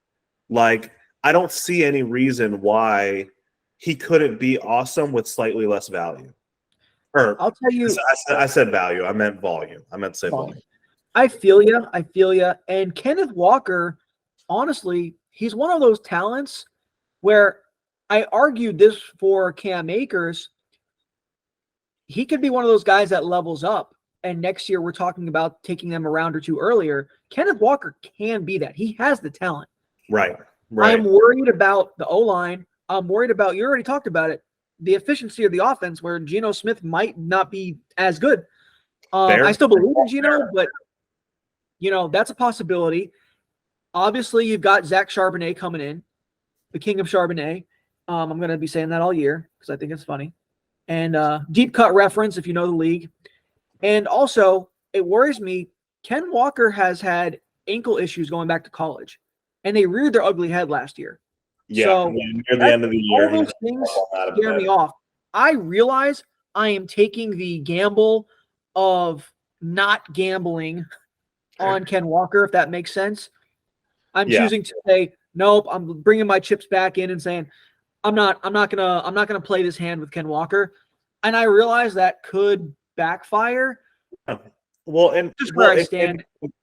But no, dude, I mean, and this is a perfect conversation that it's like, look, gambles are gambles no matter what. Like, you're taking a gamble by not taking it, or, you're taking a gamble by taking it. But the fact of the matter is that, you have your own, and it's always going to change. Your risk aversion is going to change by the time you get to that pick, right? By the time you're looking at the tier 4 of running backs, you're going to have a feeling of how much risk or reward you're willing to take. And I agree with you. That's more of the concern with me with Zach Charbonnet coming in, is that probably says more, not about Ken Walker's ability, but Seattle's confidence in the health of those ankles. That's to me, that says more about that than anything else. Cool. Should we talk about this receiver room? Because I think it's actually pretty stacked. Hell yeah, we should. That's the most exciting part of this team. Couldn't agree more. But the Zach Ken debate I think was worth having. I actually hand up, confession time. I have seen the Barbie movie now. I watched it with Natalie last night. Actually wasn't terrible. It was clearly a movie not made for me. But honestly, like, it had its moments. It was actually kind of funny. It was fine, but Oppenheimer was better. So I saw that, and I say that to say that, like, I think that we're discounting too much Ken Walker as a community, and I want him to get a shirt just like the Ken doll had in the movie. I am Kenuff. Okay, he's enough. Don't forget about him. Okay. Okay, you like Ken Walker more than me. I like Geno more than you. All right, let's talk about these receivers. Yep. So there's a guy that I don't even really know his name, but he goes by DK. And it's like, I don't know too much about him. He's a speedy guy, so he's probably smaller, right? Not really. He's actually like gigantic. And his name is DK Metcalf. And I really like him. And I've liked him forever. No shit, me too. He's like the most combination of size and speed we've seen at a receiver position in a long time. Yeah, so DK Metcalf, also known as DeKalin Zacharias Metcalf. This is his real name. I did not know that. That's hilarious. Yeah. So DeKalin is his first name, so that's where the DK comes from. His middle name is Zacharias. Boring, like Darius Kalen or something, or like some combination of a first name, middle name. It's kind of a girly name, but he's like a huge man. DeKalin, sounds kind of like Kayla. One of the best things that you can do for your son is give him a girly name that immediately forces him to be tough and get huge to fight off that narrative. His genetics were also made him like 6'2" and massive. So, anyways, I've liked DK for a long time. I admittedly faded him a bit last year. Mm-hmm. I guess that in a way worked out because that was his lowest touchdown total, but he was still better than expected. Yeah, he beat his ADP, no doubt. Yeah, for sure. And this year he's going in the 4th round, pretty much. Yeah, Fantasy Pros has him in the tier 3, bottom of tier 3 receivers, which I think is interesting because it's like, okay, now he's kind of being drafted with what he produced last year. So I think that that's interesting now to talk about, like, okay, is he just right? Is the porridge just right? Is it too cold? Is it too hot? Because I definitely think the draft cost is going to be higher this year. I mean, you're still looking at the Chris Olaves, Devontae Smiths, T. Higgins of the world. Yeah, and I'll tell you right now, I'll take him above all those guys. Well, not Olave. Olave is the only one, but I'd still rather take Olave just because I love the vertical threat that he provides. But man, if I'm sitting in a draft and I see Olave and DK, I'll admit I probably am taking Olave because I'd be trying to play the ADP game, as they say, and maybe I can get him coming around if that's the way my roster looks. But I love DK this year. The dude has double-digit touchdown potential every single year. He was unlucky last year. Yeah, a lot of those touchdowns went to Lockett. Like, I think Lockett had like unreasonably high touchdown totals by his standards. You can look that up. I know that DK ended up with 6 touchdowns last year, and he had 141 targets. That math usually that is a sign that more touchdowns are coming. Yeah, it's got positive regression written all over it, especially with his history. Yes, he absolutely has that. That math equation should work out in his favor. That was actually the most targets he's had in his career so far. For the most part, DK has been really durable in his career, which is awesome. So is Tyler Lockett. He always avoids injury. He just goes down. Yep. Which is fine. I don't care. You got your 20-plus yards. Go down. That's cool, man. Based off Tyler Lockett's frame, he's not really breaking a bunch of tackles. DK is another story. And he's a red zone threat. He's the best red zone threat they have on the team. Like, dude, he's a good yak player. Dude, DK is awesome. The only thing that worries me about DK, I just get worried about him getting ejected. Like, he blows up at times. It does seem to happen a lot. Yeah, he loses temper and starts raging on people and gets ejected. And I'm like, dude, but it's one thing if you get ejected, don't get suspended. Like that scares me. Now, dude, that's not really something that should play into his ADP or anything like that, but just my own personal fears is that he gets ejected and suspended based off of him losing his temper. But I think he's a great value here. I would guess he's going to get back into the double-digit range of touchdowns this year.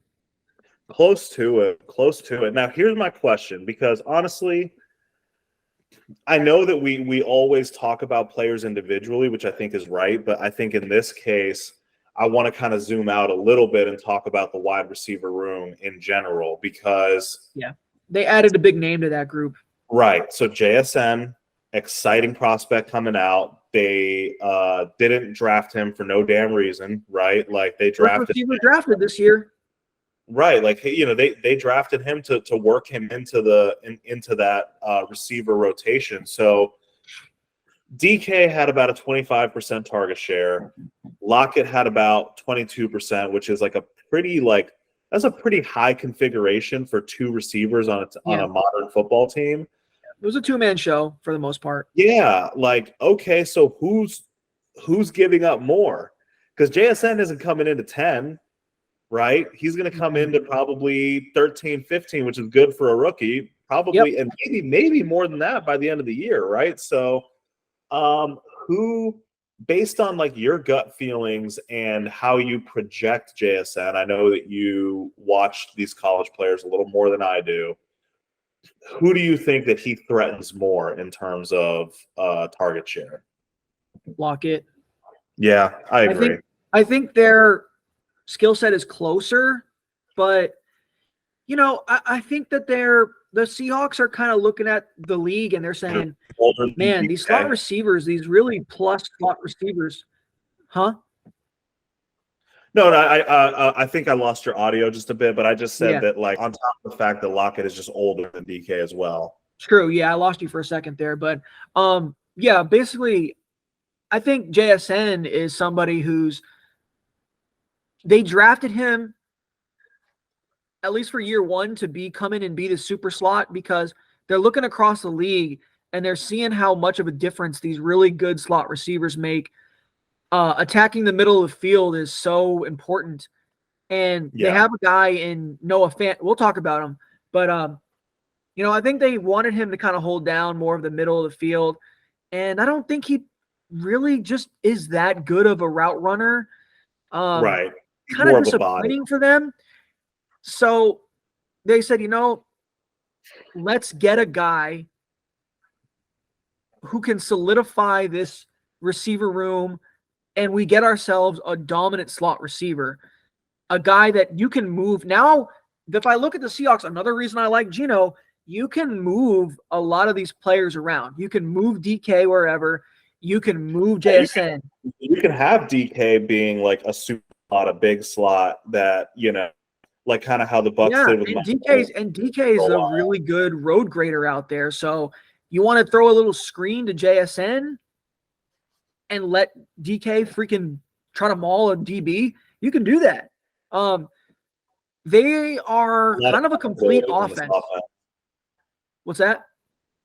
A lot of possibilities now in this offense with a three-headed receiver room. They're a complete offense at this point. If you believe in Geno, which I do. Now, of course, he's not going to be a megastar, but I believe that he's functional enough to make this offense do what it needs to do.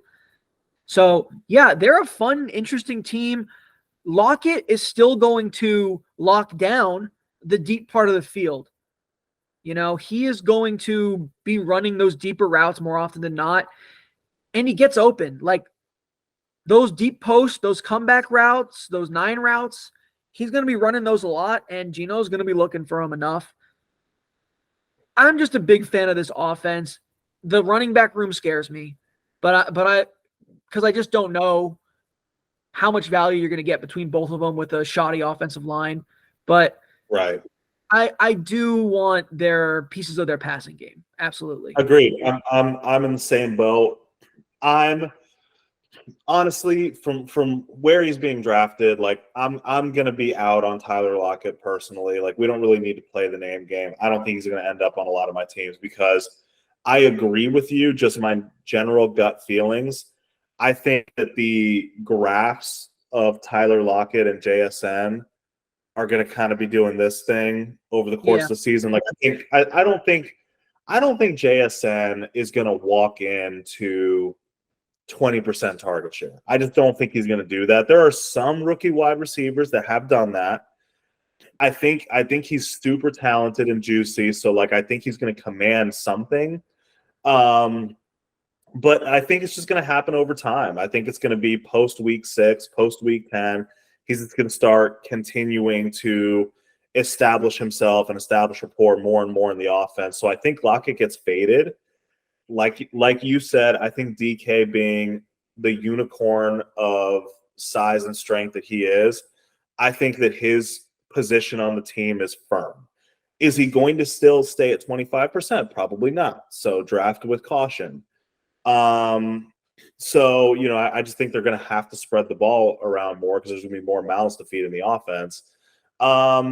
So I'm in on DK, out on Lockett, and in on JSN, but we do have to kind of figure out where is the right place to draft him. For sure. I want JSN late in drafts. I don't think in standard leagues he's even really getting drafted, or I guess half PPR league is what I consider standard at this point. I don't know if he's he's not way down though. And I haven't really looked before, but yeah, he's getting drafted. I'm sorry. I'm thinking of another player. Sorry. Yeah. But yeah, him and Addison are pretty much back to back. Yeah, I'd rather have Addison, but I know we're not playing that game. Just but yeah, no, I mean, like it's down in the 6th tier, but like it's still, you got to pay. I mean, you're still in the like single digit, maybe 10th round. You're still gonna have to shell up some draft capital for these guys. JSN is probably one of those guys that a lot of impatient managers are gonna drop him early in the season. That's what I would think will happen. Yeah, and if come week 5 or 6, you're gonna see I think he's gonna be on a lot of waiver wires. Pick him up if you got roster spot. Pick him up. I mean, back half of the season, I could see him being a lot more involved.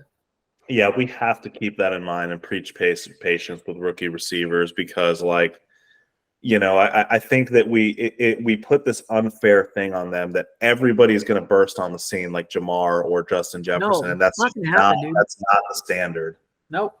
And it doesn't mean they're bad players. He's a much different player than Quentin Johnston, but they have a very similar situation where they're the highly drafted rookie receiver that's coming into a very established pair of receivers already. So yeah, I would say Quentin Johnston is one of those guys. He has a better chance to play more because Mike Williams and Keenan Allen like getting hurt. DK and Lockett have been very durable in their careers. Yeah. That could change at any moment. We know this. But just to show you how malleable fantasy football is and how much like your mindset can get shifted by just talking things through. I actually ended this brief conversation a little higher on Geno than I began it, because just thinking of the receiving weapons in both the receiving room and the running back room, like, oh man, yeah, like those are some nice weapons. Still not drafting him. I'm still not going to draft him, but my vibes are marginally higher. You made me feel better. Yeah, the Seahawks are a pretty damn complete offense, except their old line is just a little shaky. Yeah. So they got to get that figured out. Hopefully they hold up better than PFF expects them to. But we talked about the Seahawks a lot. Yeah, Noah Fant, Will Dissly, fringe, maybe. Yeah, Noah Fant is one of those guys. I was thinking about it, like he can have one of those Evan Ingram type seasons where he starts coming on stronger.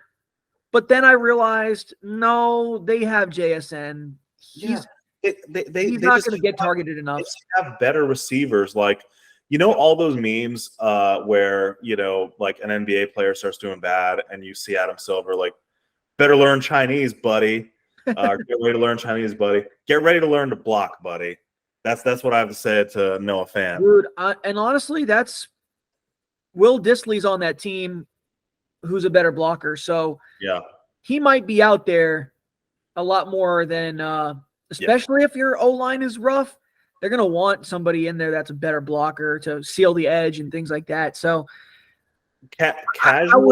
casuals will draft Noah Fant higher because the perception is that he's more athletic and has upside than a lot of other tight ends. Sure. But it's been a few years now, and we've yet to see that fully realized on an NFL field. So, like, I'm out on that. Yeah, I'm not gonna bother with Noah Fant. You got to show me something first, and that's it, dude. We've spent a lot of time. Let's move on, man. The cream of the crop. And Fran. The cream of the crop, pretty much in the entire NFC, really.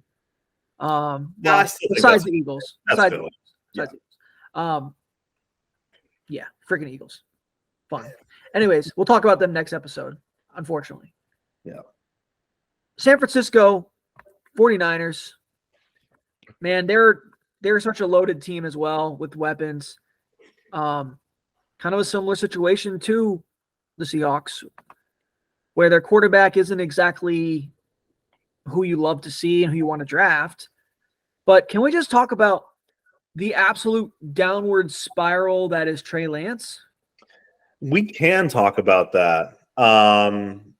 They traded a bunch of draft capital to move up to take this guy. Was he 2 or 3? I don't remember. I think he ended up being 3rd overall. I'll look it up, though. Go ahead.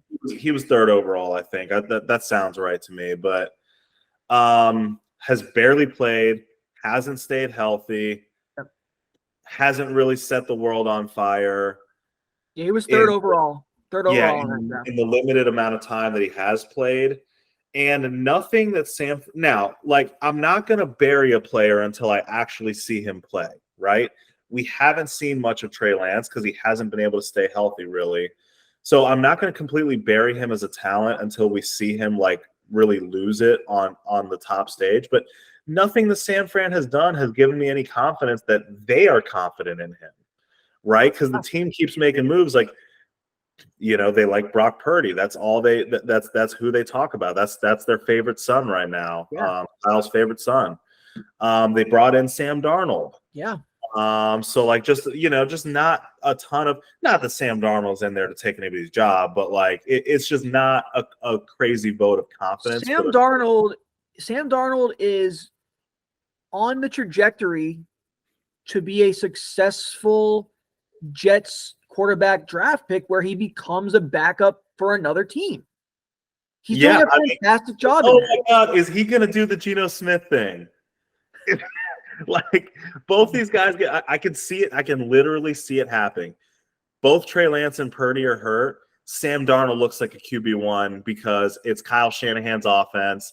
He has incredible weapons around him, and everybody's like, Sam Darnold's back. Year 10 breakout. He's like in his 5th year, something like that. But maybe in 3 years, he's on the Broncos, like for some reason, and whatever, man. I don't know. Who knows? But it's the Jets drafting quarterbacks has just been such a goddamn shit show for like 30 freaking years. It's hilarious. Well, whoever Brad is Pennington in San Francisco has the best job in the world because their O-line absolutely mauls people. Their running game is as good as it gets with, I think, the most versatile runner in the NFL in McCaffrey. Some really decent backups with Elijah Mitchell and I guess whatever. He's the only one that matters is Eli Mitchell. Yeah, like Eli Mitchell's really the one that's there. George Kittle, as good as it gets. I mean, better football player than fantasy player at this point, but he's a great player. He is a great player, and to me, like, this is why in the NFL situation matters. Could Travis Kelce eventually become the GOAT of all tight ends? Yes, I think he can, and I think he will. But situation is completely everything. I truly believe, and some people will disagree with me, if they did a body swap of George Kittle and Travis Kelce, I think George Kittle, pound for pound, is the best tight end in the NFL, independent of situation and role. That's how highly I think of his not just catching ability, but his ability as being an extra offensive lineman as well. The most their versatile. team is awesome. They have Debo and Ayuk and Jennings. The most versatile tight end of the league is Taysom Hill, of course. Yeah, fair. No, they no. pretend that Screw he's that. every position except the tight end. Yeah, he's not a tight end. Anyways, Tight end is the yeah, only thing he's not. He's a running back. He's a quarterback. He's an offensive lineman. The tight end is the only thing that he is not. yeah, it's so funny, dude. It's so funny. I mean, wow. Anyways, dude, San Fran is a great team. They were 13-4 last year. The Eagles whooped their butt, and a lot of it had to do with their quarterback mismatch and the fact that their starter got hurt. You know, Josh Johnson seemed to be the only one that couldn't run that offense. Is so Purdy much for so real? that they're like, Brock, we know that you can't throw, but you're still better than Josh Johnson, so you might as well just be in there. So, but that's my question, Andrew, and I'm still thinking about this, like, and it's a big thing for me going into the season because we don't have a lot of confidence in Trey Lance. Is Purdy for real? Is he a great story or is he a great player? Okay, so I'll just read my notes, and I'll stop when it's no longer relevant. This is what I wrote about San Francisco. Great squad. Let's just say CMC is a stud, which, okay, we've talked about CMC. I said Brock Purdy could be a value. Trey Lance looks like he's dead in the water. Purdy can run that offense the way Shanahan wants. Just be a good point guard. And I was proud of this. Pat myself on the back. In a world of Russell Westbrooks, be Steve Nash. So you don't have to be the most athletic running quarterback to be effective. He just has to be a good point guard of that offense. You've got freaking Magic Johnson over here, you know, Kevin Durant over here, LeBron over there, like, and what's the guy that just won the Denver guy? Jokic. You've got all those guys around a mediocre player, but he's good at passing, right? So be Rajon Rondo then, if you want Steve Nash, whatever. Just be a damn good passer. Get the ball to your freaking stud weapons. Let them do the work. That's what this passing game is predicated on. And I think Purdy is the most suited on the team right now to do that. And he's got the confidence. He's got the accuracy. I think that Purdy is actually somewhat of a value. Yeah, he's going to be in the streaming range of QBs, but like, it's funny, man. And I made this argument when it came to what was Jared Goff, because it was like, if we think that the team around them is all going to do well and gain yards and score touchdowns, and the ball is, you know, the quarterback touches the ball every play, how can we think the quarterback's going to suck for fantasy? It doesn't really make sense, you know? Like, well, it's because of how the scoring works. Because he's not doing the scoring, he's doing the passing. You can have a 280-yard, no interception, 1 touchdown game. It's completely irrelevant for fantasy, but everybody else ate, right? I mean, kind of. If George Kittle and Ayuk and Debo scored receiving touchdowns, then Purdy got 3 passing touchdowns. Absolutely, but that's the problem with only passing quarterbacks. You got to have 3, and 3 is hard to get every single week, or to count on every single week. No, you can't count on that. You also have the best receiving running back in the league, that's gonna be a weapon they use all year, where McCaffrey's gonna be getting dump offs and, you know, little angle routes and everything. And dude, I'm not gonna say like go crazy and just draft Purdy and you're gonna be great, but if you do, he's not a bad player to hedge your bets with the quarterback position. San Francisco's just going to be a well-oiled machine all year, and it's going to run through McCaffrey, but a lot of those running through McCaffrey is going to be five yards through the air that Purdy gets 25 yards passing for, you know? Yeah, no, I completely I do agree with you that, to me, again, Purdy is just in the realm of, stream him, don't draft him. But again, I just have a different philosophy with quarterbacks where I think that the minimum standard for what their upside week to week is just different now because it's the position has changed so much. But yeah, I think we're both in agreement that Purdy is good enough to run the Kyle Shanahan offense and good enough to support the amazing fantasy value all across the 49ers. What do you want to do first? Because I have some thoughts on Debo. I think CMC is basically locked in as a top 3 guy. So where do you want to start? Let's talk about CMC in terms of if there is any fears that we have besides injury. Is there anything that scares you about CMC besides him getting hurt? No. Okay. No. Me either. Some people may say Eli Mitchell. What's that? Say it again. I always have the fear of injury, but outside of that, of like him just being healthy and sucking, 0%. Yeah. 0%. And I don't think that Eli Mitchell's going to eat into his production enough to really be worried about. So, okay, cool. CMC, we talked about Purdy. Their weapons are really good. And, you talked a little bit about Kittle. Let's talk about Kittle, man. Like, I don't foresee me really drafting much of Kittle this year just because I think the team is going to be – the production is going to be spread around so much that consistency with Kittle is going to be really hard to come by. And the thing about Kittle is he's going to have a few big weeks because he just always does. I don't want to take him at his draft cost. I think you're giving up too much.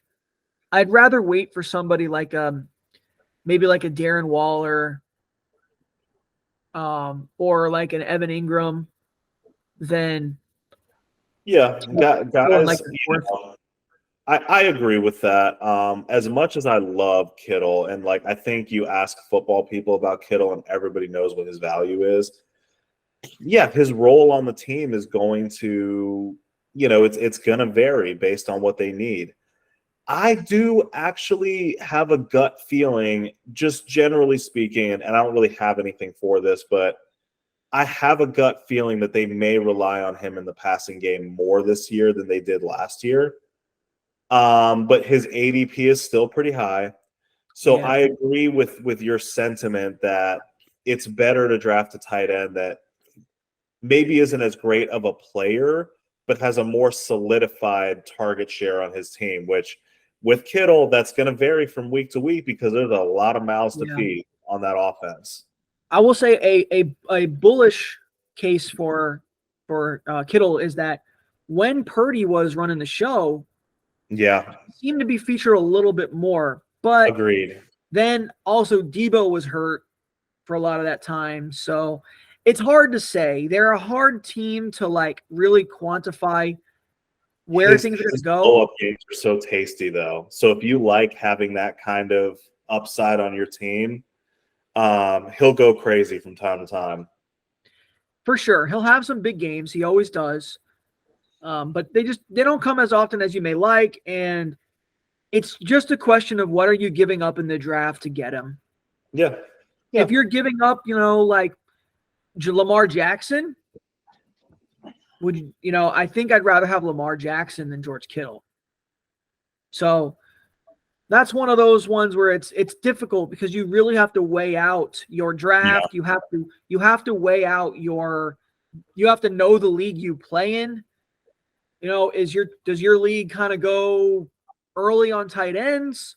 Do they go early on quarterbacks? You just have to know, and then also be like, okay, did a QB run already start? Did a tight end run already start? Like that is Kittle for me is the singular most polarizing draft pick because Yeah, you're giving up you a have to lot. just call your shot on him. If you believe that this is the year that Kittle is going to get to 2 years ago Kittle, and be a consistent staple of that offense, when Jimmy G was pretty honed in on him, then yes, you take him, because right now, like, yes, he's the 4th tight end off the board, but if his ADP really holds up, which I don't think it will in many leagues, by the way, because once that run on tight ends happens, somebody's going to grab he's him. going to end up going higher than that, because Yeah, we're using. he probably will, but if he really goes, I mean, I'm taking him over Brandon Ayuk on the same team. I don't care. I am too. Yeah. But if that's where his ADP really is, yes, grab him. But in reality, most home leagues, he's going to go higher than that, honestly. Yeah, he is, because, and it's also, we have to also keep in mind too, when we're looking at these ADPs, we're looking at fantasy pros. So it's based off a bunch of experts who kind of downgrade the tight end a little bit, maybe downgrade the quarterback a little bit. In your home leagues, people like the people they see on commercials. Like they're gonna overrate that. I remember a draft we did pretty recently that I was floored. Like I literally did like a spit take when Patrick Mahomes went at like I don't even remember. I think it was like the 103 or something. I was in a league a long time ago. You'll know this based on the player. Home draft. I mean, it was at a freaking Hooters. Nice. And it was a girl. I didn't even know who this girl really was, but she was in this league. I was in, whatever. She had got the number 1 overall pick. And I'm like, well, okay, LaDainian Tomlinson. Eli Manning. Eli Manning. The wrong Manning. I love Eli Manning. I love him to death. First overall in fantasy, I was like, oh my God. Oh my God. Yeah, that was fun. That was fun. You're dating yourself, brother. You're a fantasy boomer. Dude, I've been in it, man. I've been in it. But so Deebo Samuel. Samuel is a polarizing player in his own right. Yeah. He is kind of a down year by his standards, lofty standards. He's being underdrafted right now. My opinion, underdrafted. Dude he's not going to get back to the couple years ago where he was running the ball a ton. They don't need him to do that anymore. Yeah. They don't want to risk him in that way anymore. He doesn't want to risk himself. And shit, if I were him, it's like, have you seen how they've been doing these running backs, bro? Like, I don't want to be associated with the running back position at all. Sure. I don't think he'll ever get that running back tag. It's just that for that year, he was the best. He was a wide receiver that was the best running back on the team. It was like, he's just that good. So they heavily, heavily leaned on him. It was crazy. It was a crazy year. He's not getting back to that, but he's a better receiver and a better run after the catch guy than pretty much anybody on the team besides McCaffrey. Like, the dude can be freaking electric, truck guys. He has this amazing ability to just take hits and pretend like like there was no one there. It was just a ghost. Like, if you watch his highlights, it's like, holy crap, he just dismisses these players. It's crazy. Yeah, he wasn't as healthy. He was hurt most of the year. And I think Purdy, another year in the system, I think he's going to be able to play that point guard role well enough that Deebo is going to be very good again this year. I think he's going to outperform his current ADP. Do you make anything of the dip? Because obviously, like, his counting stats just aren't going to look as good because he did miss a lot of time. I think he started 12 games. But is there anything to be concerned about that he's had basically a career average, like yards per target just above 9, and he was at less than 7 last year? What did you see on film that you think like either supports or denies that bad trend? I think that he was.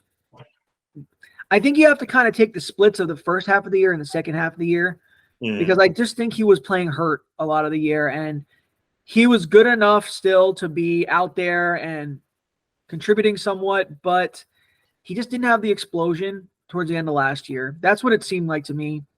So I'll have to look into those stats to see if my eyes prove the theory I'm saying. But I mean, if I'm looking at him in terms of where he's being drafted, like Keenan Allen is going above him. Amari Cooper is going above him. Like, dude, DK Metcalf, okay. I like DK, so that's fine. But like, I don't know, man.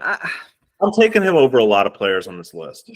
T. And that's Higgins fine. is like We T. can- Higgins is like a full round. We don't have to play the name game. We are both in agreement that Debo's a value. He's a value. And like, I want to go all the way up to T. Higgins because he's like a full round above Debo right now. As much as T. Higgins is a great player. He's awesome, man. Good red zone threat. Super trustworthy. He's great. He just does not have the upside that Debo Samuel does. Just doesn't. And the creativity of Shanahan, they're still going to get him involved in the run game. It's just not going to be like that 1 year. We have to stop holding him to that standard of 2021 or whatever it was, where he was like insanely utilized. He was a wide receiver 1 and an RB1 for a number of weeks, like both. Right. It's like, he was. Who is he? What is he? Both. He was both. He was the best player in fantasy for a time, for a stretch there. Yeah. You know? So kind of in that same vein, and a player that I think it's weird because their fantasy vibes, at least in my mind, are kind of getting closer to each other, which is kind of a little strange for me, is Brandon Ayuk and Debo. And that kind of relationship of like, is Brandon Ayuk starting to break out? Is he going to be more of the traditional down the field wide receiver where they're going to use Debo more in a gadget capacity? Ayuk is finally gonna realize the potential that we thought he had. Like, how are we feeling about Ayuk? I still like Ayuk because I think his ADP is fine. I think that you're gonna get a good enough production where you draft him. But I just don't think that the offense, and assuming it's Purdy all year, I don't think his game is best suited for fantasy production in this offense. Does that make sense? Yeah, I mean, they have not traditionally taken a lot of shots. They get up in a lot of games. Their defense is really good. Yeah. So not the kind of script that really speaks to like him. And on a personal level, this might not really be fair or based on any kind of reality. I was never a big Ayuk guy. There's so many great receivers in fantasy that if I get any like weird vibes of like, oh, you got benched and then you came back and then you played good and then you kind of fell out of the favor again. Like I like there are so many awesome receivers for fantasy that like if I'm getting any kind of weird vibes like that, I'll just go with someone safer. I don't have to do it. Running backs, you got to take some chances on some weird situations. But there's just less of them. Yeah, there's just less viable options at running back. Yeah, and you still need at least two good ones. He could be great. He could be great this year, but he doesn't end up on very many of my mocks. No, and he's not going to be. He's not going to be great. He's not. He's going to be. He's going to be good. He's going to be okay. He's going to be frustrating, I think.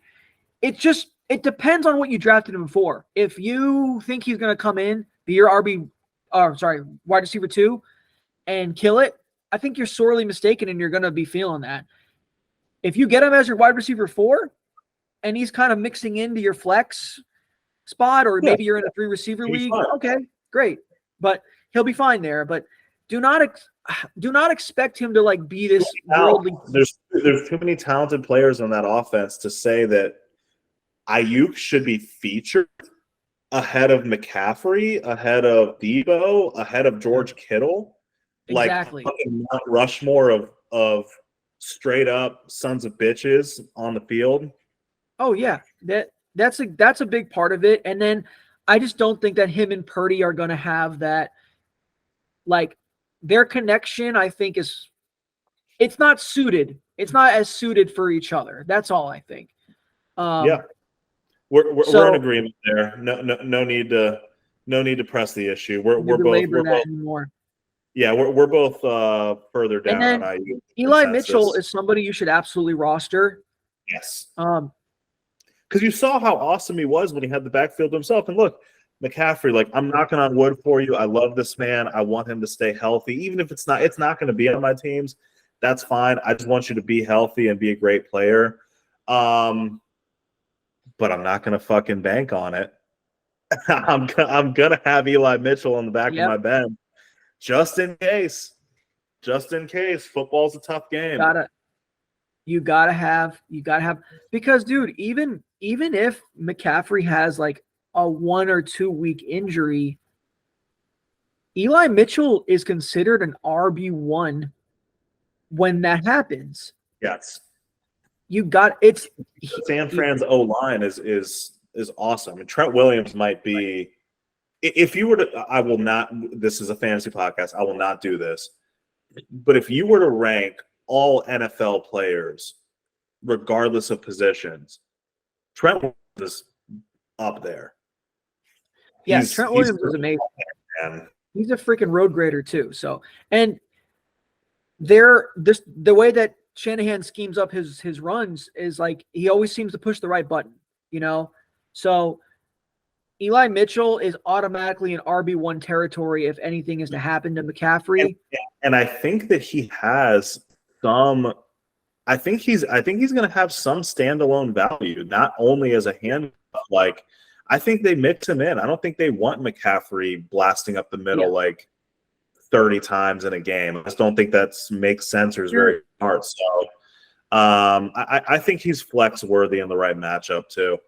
You're 100% right. 100% right. Eli Mitchell can absolutely be thrown into your flex. If it's a game that San Fran is insanely favored, Just know they're going to railroad. Yeah, and you know it's a bad run defense. Like by the second half of the game, it could be an Eli Mitchell game, like for real. Yeah, McCaffrey did his damage. He got his receptions. He got his touchdowns. They do a dap up. All right, go get your 100 yards. Yeah, for real. Like that's something that can happen throughout the season. And being the more of the hammer of the two, man, McCaffrey still the hammer. McCaffrey's still great around the goal line. He can slide his way through and be fine. But yeah, you don't have to be in that offense. You don't have to be a hammer, just a nail. Someone else is going to hammer you in. That's true. I like that analogy. But Eli Mitchell does have some standalone value. But I will say Eli Mitchell has had his own injury issues too. Agreed. So that backfield could get ugly in a hurry if some bad luck happens, which San Fran seems to have a lot of bad luck. So who, let's do this for the people here. Jordan Mason, EDP, and then the couple rookies that they got kind of later in the draft. Like, who would you say is next up if the fucking apocalypse happens in their running back room? Like it has before. I'm not even gonna guess. I'm just gonna say save a little bit of fab, save some money. That's it. I'm sorry, but those other guys aren't going to be worth rostering, so there's no point of even guessing at it. Just save your fab and a little bit of fab, and if that happens, then you should just take a shot. Yeah, put some money down on them, depending on the length of the injuries. Put some money down. Probably, it's all lame, but I mean, probably Jordan Mason. I think he's the most familiar with the offense, I would guess. Yeah, I guess you can go with him if you had to take a guess, but I'm not going to bother with that one. Good luck. And San Fran is good. They're a good team, they are. And they'll probably win the division. Their defense is going to be good again. Right? What's that? We should pick the division.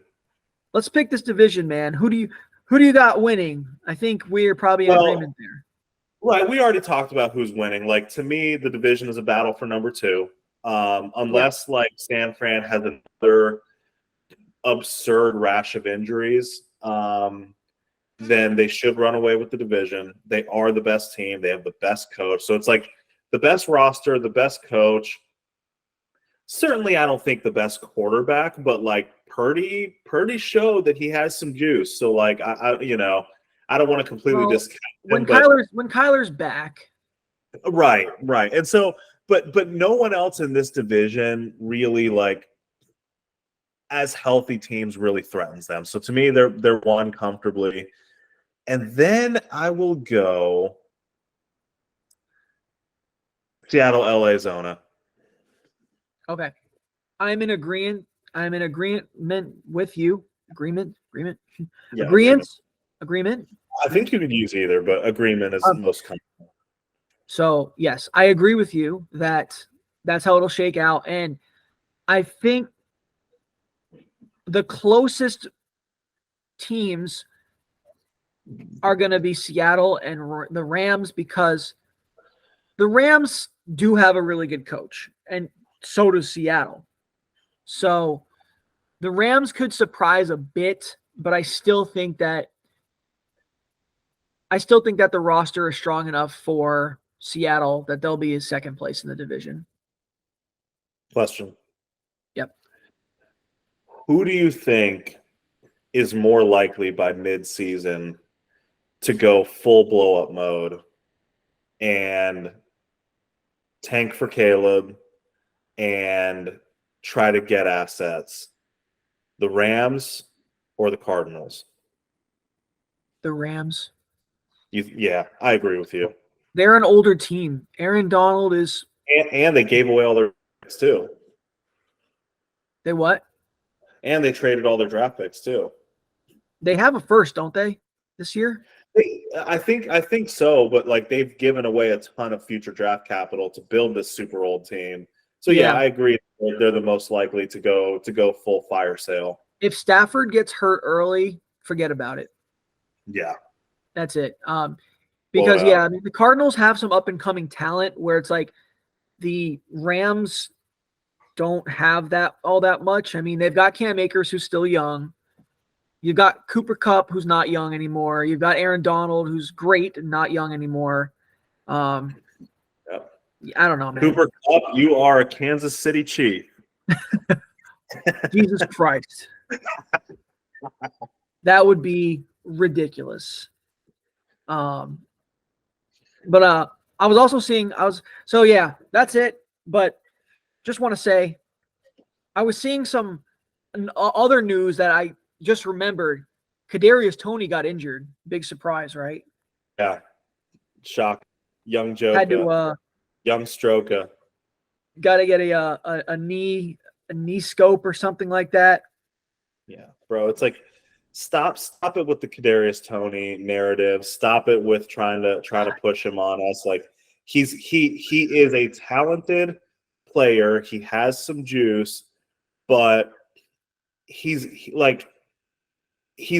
going to let you down. He's going to be one of those guys that every year somebody's going to do it. They're going to say, "Oh, KT, Chiefs, I want him. I'm going to take him. He's going to give you a couple good weeks. He's going to tease your, he's going to tease your sack a little bit, and then he's either going to get hurt or he's going to do something stupid. I promise you, one of those two things will happen because I hate to sound like a boomer, but like character and work ethic matter, and I don't get the sense from him that he has those in spades.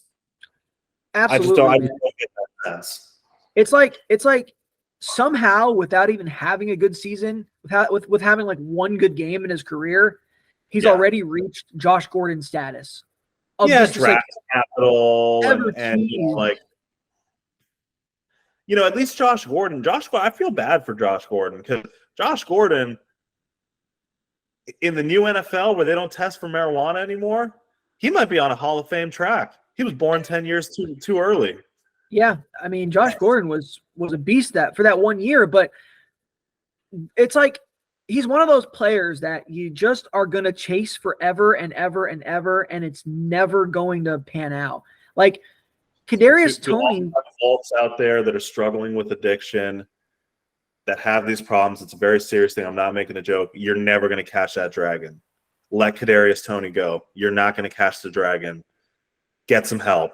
let him go, man. Let him go. He's not worth it. He's always going to be injured, suspended, in the doghouse. Like, I think Kansas City at this point sees him as a gadget player that they like to have.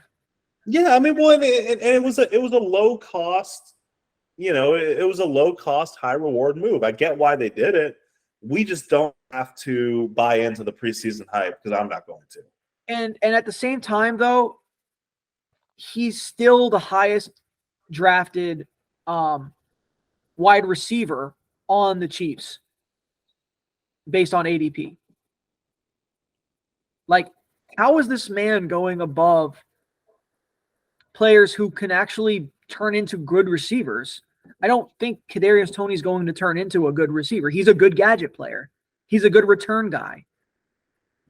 Like, yeah. I mean, look. I mean, I will take any player if their ADP gets low enough. I will take any player, but knowing most fantasy leagues, he won't end up on my team, and that's okay. I'm fine. I'm fine with it. We can find upside elsewhere. I think we got to wrap, but I do want to leave the people. I want to leave the people with a quote that just came across my Twitter. The incomparable Jim Irsay has weighed in on the Jonathan Taylor. If I die tonight and Jonathan Taylor is out of the league, no one's going to miss us. It doesn't matter who comes and who goes. It's a privilege to be a part of. Percocets, Jim Irsay wrote that. With that, we say goodbye. Peace out, y'all. Have a good week. Laters. And next week, we'll be talking about the New York Football Giants and the rest of the division. We'll be talking about the Eagles. Later, Andrew.